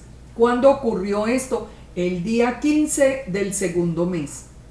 Eso nos permite a nosotros dar una enseñanza que es muy interesante, porque aquí nos está dando un día específico, el día 15 del segundo mes, donde van a comenzar una cantidad de conceptos muy importantes. Primero, es el día en que el pueblo se quejó, el día en que el pueblo se quejó. Entonces el Eterno le dijo a Moisés, como ellos se quejaron, he aquí que yo os haré llover pan del cielo, y el pueblo saldrá y recogerá diariamente la porción de un día, para que yo pruebe si anda en mi Torá o no. Mas en el sexto día prepararán para guardar el doble de lo que suelen recoger cada día. ¿Qué está haciendo entonces aquí el Eterno? El pueblo tiene hambre, el pueblo ya se quiere devolver para Egipto, pero el Eterno establece de nuevo el conteo de los días del Shabbat, de los días de trabajo y el día de Shabbat. ¿Por qué les digo que de nuevo? Porque recuerden que en la misma creación el Eterno descansó en el séptimo día. Así que aquí ellos habían perdido el Shabbat y aquí ellos el día 15 del segundo mes ellos inician otra vez la cuenta de 6 días en los que van a recoger la porción diaria de maná y él dice que en el día sexto van a guardar doble porción para que no recojan para el día de Shabbat, para el día séptimo, o sea, para que descansen en el día séptimo. Y dice que él va a hacer eso para probar si andan en la Torá o no. Cuando nosotros hoy aprendemos lo que es el Shabbat, cuando nosotros regresamos, nosotros tenemos que aprender este mismo principio porque el Eterno está mirando si nosotros de verdad caminamos en su Torá o no. Porque estamos trabajando 6 días y el día séptimo es día de reposo. El alimento lo recogemos los días anteriores y lo preparamos y lo tenemos listo para el día séptimo. Entonces, aprendemos aquí varios conceptos. Primero, que el maná es un alimento del cielo. Que fue lo que cada día el Eterno nos dará su provisión. Pero que nosotros nos tenemos que preocupar de tener la provisión para el Shabbat, porque en el Shabbat el Eterno también descansó. Entonces, aprendemos que el maná es un alimento del cielo, que cada día el Eterno nos da su provisión y que el Shabbat sigue el conteo. Fíjense que aquí el Eterno no dijo que era a partir de la luna, ni nueva, ni esto, no, simplemente 15 empiecen el conteo de 6 días de trabajo y un día de reposo. Entonces, unamos estos conceptos a Yeshua. Juan 6:51 Yeshua dijo, yo soy el pan vivo que descendió del cielo. Si alguno comiere este pan, vivirá para siempre, y el pan que yo le daré es mi carne, la cual yo daré para la vida del mundo. Él dijo, yo soy el pan vivo que descendió del cielo, el maná. Él mismo lo dijo bien claro. El alimento espiritual. Cuando nos dijo cómo íbamos a orar, ¿qué dijo? Padre nuestro que estás en los cielos, santificado sea tu nombre, venga tu reino, hágase tu voluntad como en el cielo, así también en la tierra. El pan nuestro de cada día, dánoslo hoy. Danos el pan nuestro cada día, que nosotros nos ocupamos de tener el pan para el Shabbat. En Mateo dijo Yeshua que él era el Señor del Shabbat. Dijo, el Hijo del Hombre es el Señor del Shabbat, el Señor del día de reposo. Honrar el Shabbat, el primero que tiene que ser honrado es el Señor del Shabbat, que es Yeshua, la imagen visible de Elohim. Ahora, fíjense esto, dice en Juan 6:31, nuestros padres comieron el maná en el desierto como está escrito, pan del cielo les dio a comer. Y Yeshua les dijo, de cierto os digo, no dio Moisés el pan de Dios, el pan del cielo, mas mi Padre es el que les da el verdadero pan del cielo, porque el pan de Dios es el que descendió del cielo y da al mundo. Y ellos le dijeron, danos de ese pan. Y Yeshua dijo, yo soy el pan de vida, el que a mí viene nunca tendrá hambre, el que en mí cree nunca tendrá sed. Eso es lo que nos dice Yeshua, yo soy ese maná que bajó del cielo. Él no es un hombre cualquiera. Él es el maná mismo que bajó del cielo. Él está diciendo, por eso es el Señor del Shabbat. Fíjese acá como nos dice en Deuteronomio 8:1, cuidaréis de poner por obra todo mandamiento que yo ordeno para que viváis y seáis multiplicados. Y te acordarás del camino por donde te ha traído el Eterno estos 40 años en el desierto, para afligirte, para probarte, para saber lo que había en tu corazón, si habías de guardar o no los mandamientos. Recuerden que Él les dijo, vamos a ver con esta ordenanza si guardan o no mi Torah. Y te afligió y te hizo tener hambre y te sustentó con maná, comida que no conocías tú, ni tus padres lo habían conocido, para hacerte saber que no solo de pan vivirá el hombre, mas de todo lo que sale de la boca del Eterno vivirá el hombre. ¿Sí ve? Aquí lo que nos está diciendo el Padre, todo esto lo ha permitido. Él permitió que el pueblo tuviera hambre, para que el pueblo conociera que Él era el proveedor, porque ahora el maná iba a caer del cielo. Pero ya Yeshua nos dice, yo soy ese maná que cayó del cielo, yo soy ese maná enviado para nosotros. Entonces en Éxodo 16:4 dice, Yahweh le dijo a Moisés, he aquí que yo haré llover pan del cielo. Bueno, ya vimos, para saber si anda en mi voluntad o no.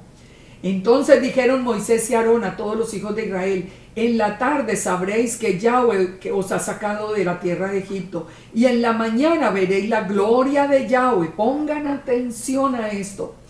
En la tarde sabréis que Yahweh os ha sacado de la tierra de Egipto, y en la mañana veréis la gloria de Yahweh. ¿Quién es la gloria de Yahweh? ¿Por qué lo iban a ver en la mañana?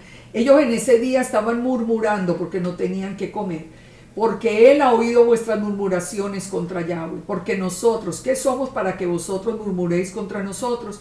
Dijo también Moisés, Yahweh os dará en la tarde carne para comer, y en la mañana pan hasta saciaros, porque Yahweh ha oído vuestras murmuraciones, con que habéis murmurado contra Él, porque nosotros, ¿qué somos? Vuestras murmuraciones no son contra nosotros, sino contra el Eterno.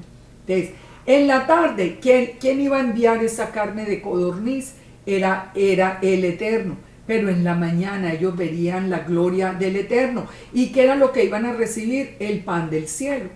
¿Quién es la gloria del Eterno? El mismo Yeshua dijo, Padre, glorifícame con la misma gloria que tuve contigo desde antes de que el mundo fuese.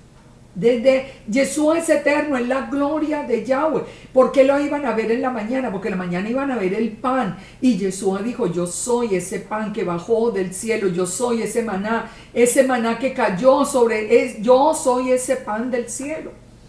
Entonces, fíjense cuando vamos a otro pasaje para que podamos ver quién es la gloria de Yahweh. En Éxodo 33:18, cuando Moisés le dice al Eterno que le muestre su gloria. Recuerden, el Eterno lo guardó y la gloria de Yahweh pasó delante de Moisés y Moisés le pudo ver la espalda. ¿El Eterno tiene espalda? No, el Eterno es espíritu. ¿Quién era la espalda? La imagen visible de Elohim, la gloria de Yahweh, Yeshua. Entonces, ¿por qué a quién estaban viendo en la mañana en ese pan? A Yeshua. Y nosotros estamos viendo lo mismo. ¿Quién es el pan de vida que bajó del cielo? Yeshua. Pero es el pan de vida, no un hombre cualquiera. Es el pan que bajó del cielo. Y dijo, en Juan 17:5 fue cuando dijo Yeshua que Él había tenido la gloria, que Él era la gloria del Eterno desde antes que el mundo fuese. Ahora, volvamos a Éxodo 16:9. Entonces dijo Moisés a Aarón, di a la congregación, acercaos a la presencia de Yahweh, porque Él ha oído vuestra murmuración. ¿Por qué era murmuración? Porque cualquiera diría, bueno, porque tenían hambre. Bueno, ¿por qué no piden la comida? ¿Por qué no le podían decir, Padre, nosotros sabemos de tu inmenso poder, tenemos hambre, danos comida? No, ¿para qué nos sacaron de Egipto? Nosotros estábamos mejor en Egipto. Eso se llama murmuración. Y hablando a Aarón, a toda la congregación, miraron hacia el desierto. Y he aquí que la gloria de Yahweh apareció en la nube.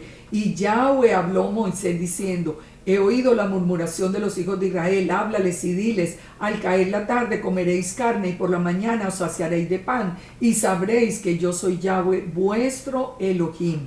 os saciaréis de pan en la mañana. ¿Qué dijo Yeshua? Yo soy el pan de vida, el que a mí viene nunca tendrá hambre. O sea, nos saciará de pan, nos saciará de pan.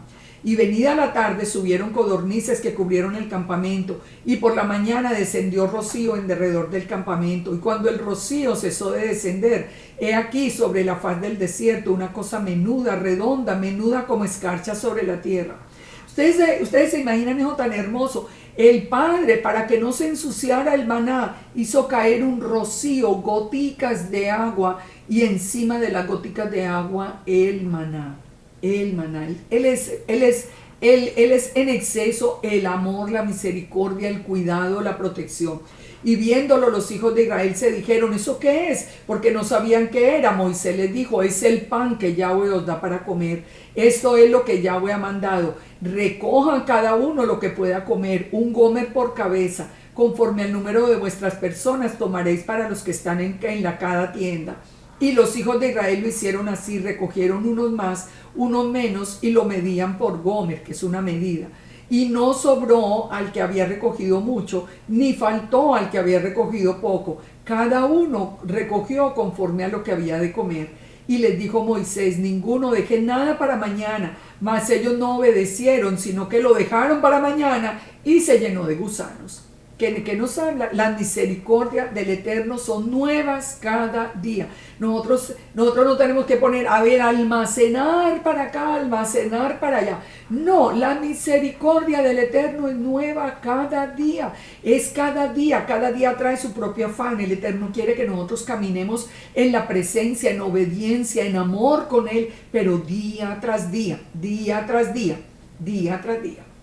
No es como como dice en Mateo 6, no os afanéis diciendo que vamos a comer, que vamos a beber, que vamos a vestir. Dice, porque los gentiles son los que buscan esas cosas. ¿Quiénes son los gentiles? Los paganos son los que buscan esas cosas. Pero el Padre Celestial sabe que ustedes tienen necesidad de esas cosas. Buscad primeramente el reino de Dios y su justicia, y todas las cosas serán añadidas. No se afanen por el día de mañana. Cada mañana traerá su afán.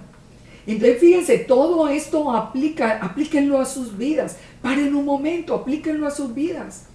Nosotros no tenemos, ¿qué va a pasar en el futuro? No, hoy cómo está mi vida con el Eterno. Hoy estoy guardando el Shabbat, hoy estoy guardando sus ordenanzas, hoy estoy reconociendo quién es Yeshua, etc. Y el Eterno se preocupará de nuestro futuro. Dice, en el sexto día entonces recogieron doble porción de comida, 2 gomer por cada uno. Y todos los príncipes de la congregación vinieron y lo hicieron saber a Moisés. Recogieron porque el doble, porque ahora sí era para el Shabbat. Y él les dijo, esto es lo que ha dicho Yahweh, mañana es el santo Shabbat, el reposo consagrado a Yahweh. Lo que habéis de cocer, cocedlo hoy. Lo que habéis de cocinar, cocinadlo hoy. Y todo lo que sobrare, guardarlo para mañana. Ahí está la instrucción de Shabbat perfecta. Lo que vamos a comer mañana lo cocinamos hoy. Punto. Mañana lo calentamos. Todo lo que sobre lo guardan para mañana. Entonces lo guardaron hasta la mañana según Moisés había mandado, y no se agusanó y no hedió. Y dijo Moisés, comedlo hoy, porque hoy es Shabbat para Yahweh. Hoy no hallaréis en el campo. 6 días lo recogeréis, pero el séptimo día es día de reposo, en él no se hallará.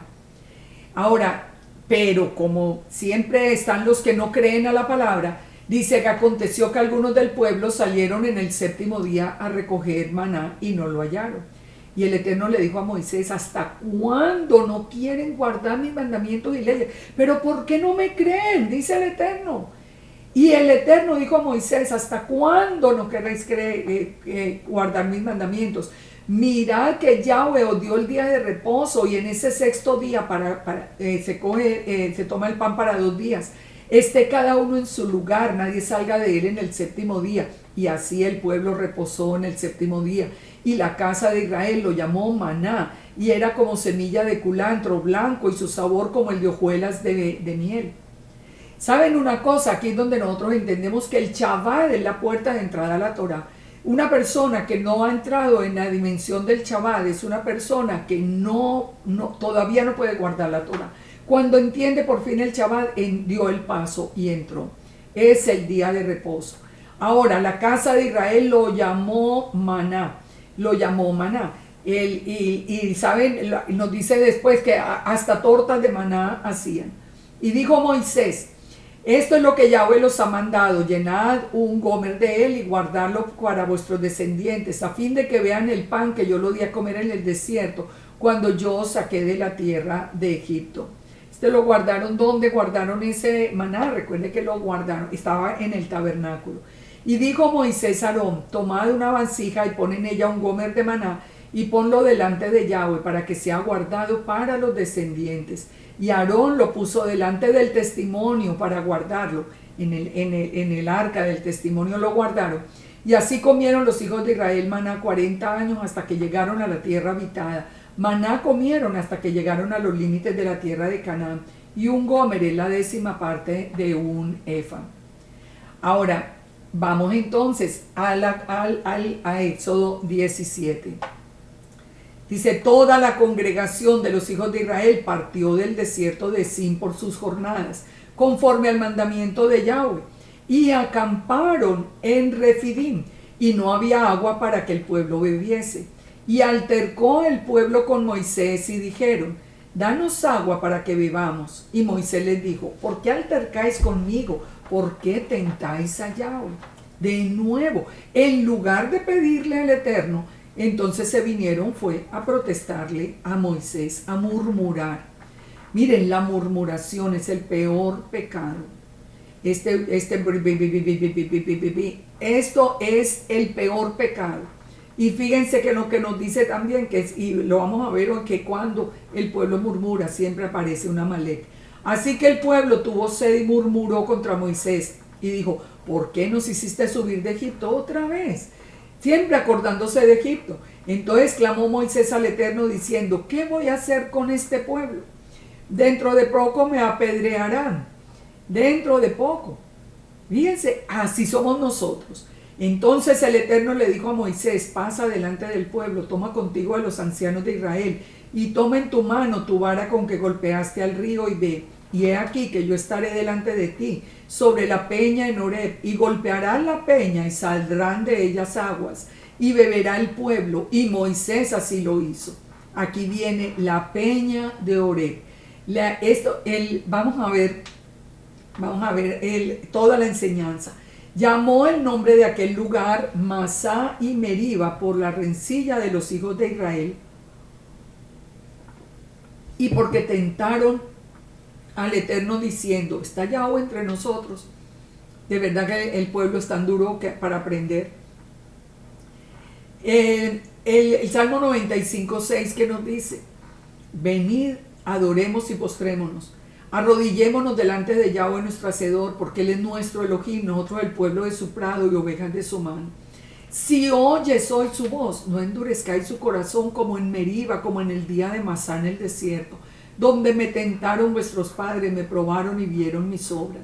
40 años estuve disgustado con la nación y dije: pueblo que divaga de corazón y no han conocido mis caminos. Por tanto, juré que no entrarían en mi reposo. Este pueblo, ya vemos por qué no entró a la tierra prometida. Recordemos que de toda esta generación, solo Josué y Caleb entraron a la tierra prometida. ¿Por qué se quedaron? Por murmuradores, porque todo era una queja, porque todo le tenían que encontrar lo malo. Entonces, es que la falta de confianza la que hizo que el pueblo murmurara, como lo encontramos también en Hebreos 3, que ustedes lo pueden leer a partir del verso 12. Entonces dice, volviendo a Éxodo 17:8, dice: entonces vino Amalek y peleó contra Israel en Refidim. ¿Por qué? Porque ellos están murmurando. Vino y dijo Moisés a Josué: escógenos varones y sal a pelear contra Amalek. Mañana yo estaré sobre la cumbre del collado y la vara de Elohim en mi mano. E hizo Josué como le dijo Moisés, peleando contra Amalek. Y Moisés y Aarón y Hur subieron a la cumbre del collado. Y sucedía que cuando Moisés alzaba la mano, Israel prevalecía, pero cuando bajaba la mano prevalecía Amalek. Vamos a ver esto acá, muy importante. Entonces ellos murmuran y vino Amalek y peleó contra Israel. Siempre que Israel murmure va a aparecer Amalek. Entonces van a ir a la guerra contra Amalek. Van a salir, los varones van a salir a pelear contra Amalek, pero en la cumbre del collado, en la cumbre de la roca, iba a estar Moisés con la vara del Eterno en la mano. Pero hizo Josué peleando contra Amalek, y Moisés, Aarón y Hur subieron a la cumbre del collado. Josué se fue a dirigir la batalla, pero Aarón y Hur vinieron con Moisés.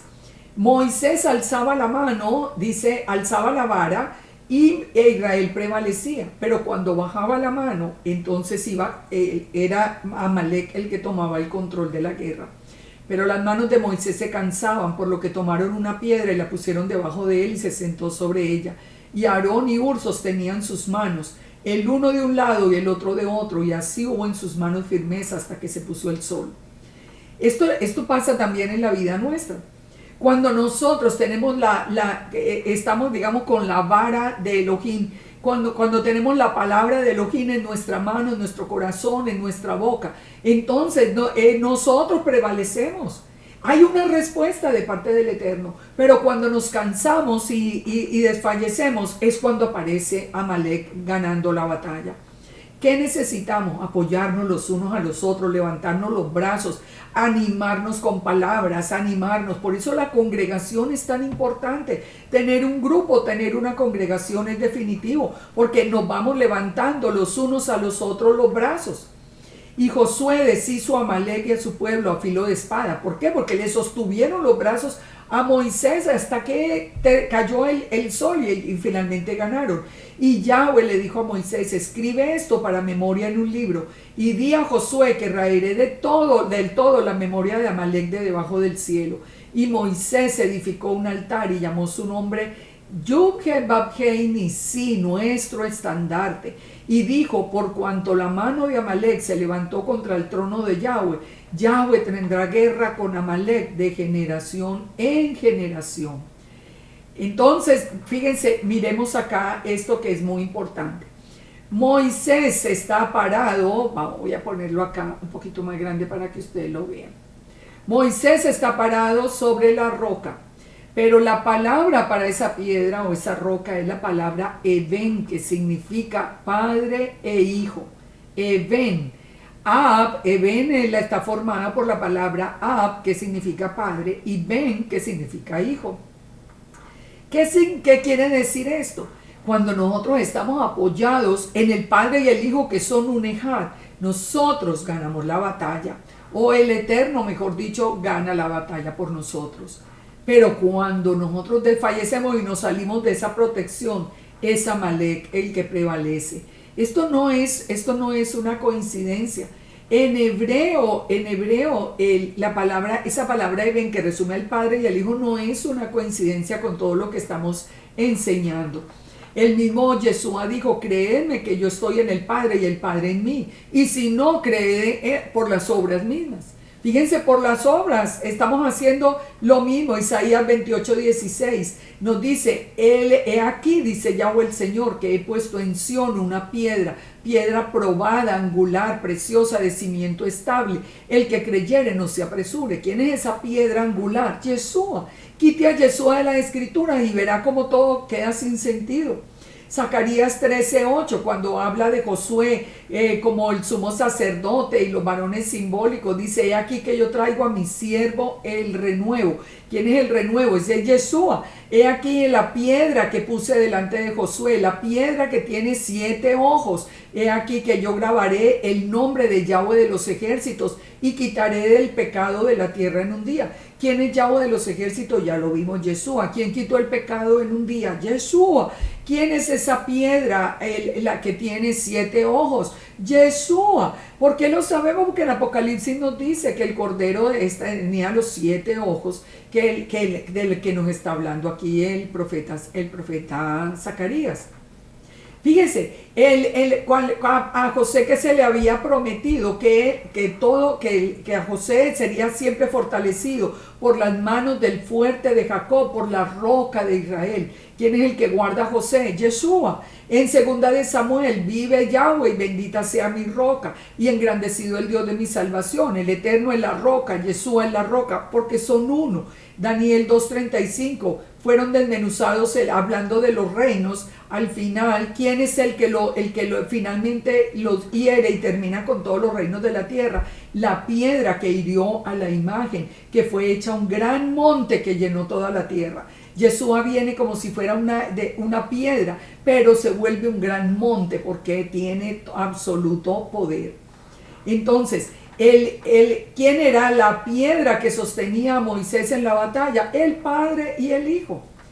Antes, el Apocalipsis 3:5 que dice, el que venciere será vestido de vestiduras blancas, no borraré su nombre del libro de la vida y confesaré su nombre delante de mi Padre y delante de los ángeles. En Éxodo 17:14 termina diciendo, escribe esto para memoria en un libro y di a Josué que raeré del todo la memoria de Amalek de debajo del cielo. Y Moisés edificó un altar y llamó su nombre Yahweh Nisi y dijo, por cuanto la mano de Amalek se levantó contra el trono de Yahweh, Yahweh tendrá guerra por Amalek de generación en generación. Antes de terminar, porque aquí termina la porción de la Torá, quiero hacer solo una referencia a un punto que vimos hoy que es muy interesante. Hoy, devolviéndonos al punto de la murmuración que dio origen al Shabbat, que fue en el día 15 del mes segundo, si ustedes empiezan a contar los 30 días exactos que se consideraban en ese tiempo como un mes, ustedes se van a dar cuenta que el primer día, como ya lo habíamos anunciado en la porción anterior, que ustedes van a confirmar que el primer día del año de ese Éxodo 12 fue un día 4 o es decir un jueves, y que el día en que murió el Cordero de Pesach fue el día miércoles, el día miércoles exactamente como se cumplió en el tiempo de Yeshua y cómo va a ser este año 2020, pero como se cumplió en el tiempo de Yeshua. Todos son datos que vienen solamente de contar los días, desde el día de la murmuración cuando se volvió a hacer el Shabbat. Así que de ahí sabemos que el Shabbat lunar es falso, porque si se devuelven van a ver que el Shabbat ya de ahí en adelante no coincide con el día de luna nueva ni con el 15, sino que ya empieza a cambiar el día en que se presenta el Shabbat. Pero les dejo este dato para que ustedes reflexionen en ese tema, que es un tema muy interesante. Con esto entonces terminamos esta porción de la Torá. Yo sé que es muchísima información, espero que hubieran aprendido mucho, sobre todo para ponerlo en práctica en este segundo éxodo. Que el Eterno nos bendiga, que el Eterno los guarde, que nos permita la próxima semana continuar con el estudio y que tengan un Shabbat muy bendecido, que ustedes hayan entendido hoy que entrar al Shabbat es entrar de lleno a la restauración de Israel. Ese es el primer paso, el más importante para poder decir que ya estamos dentro de la restauración. Que el Eterno nos bendiga, que el Eterno nos guarde, que nos dé un Shabbat lleno de su presencia y que nos ayude a poner esos mandamientos y todas sus ordenanzas y estatutos en nuestro corazón a través del Ruach, para que nosotros, viviendo en obediencia, alcancemos siempre bendición y alcancemos salvación. Que el Eterno los bendiga, los guarde. Shalom, shalom, y hasta la próxima semana.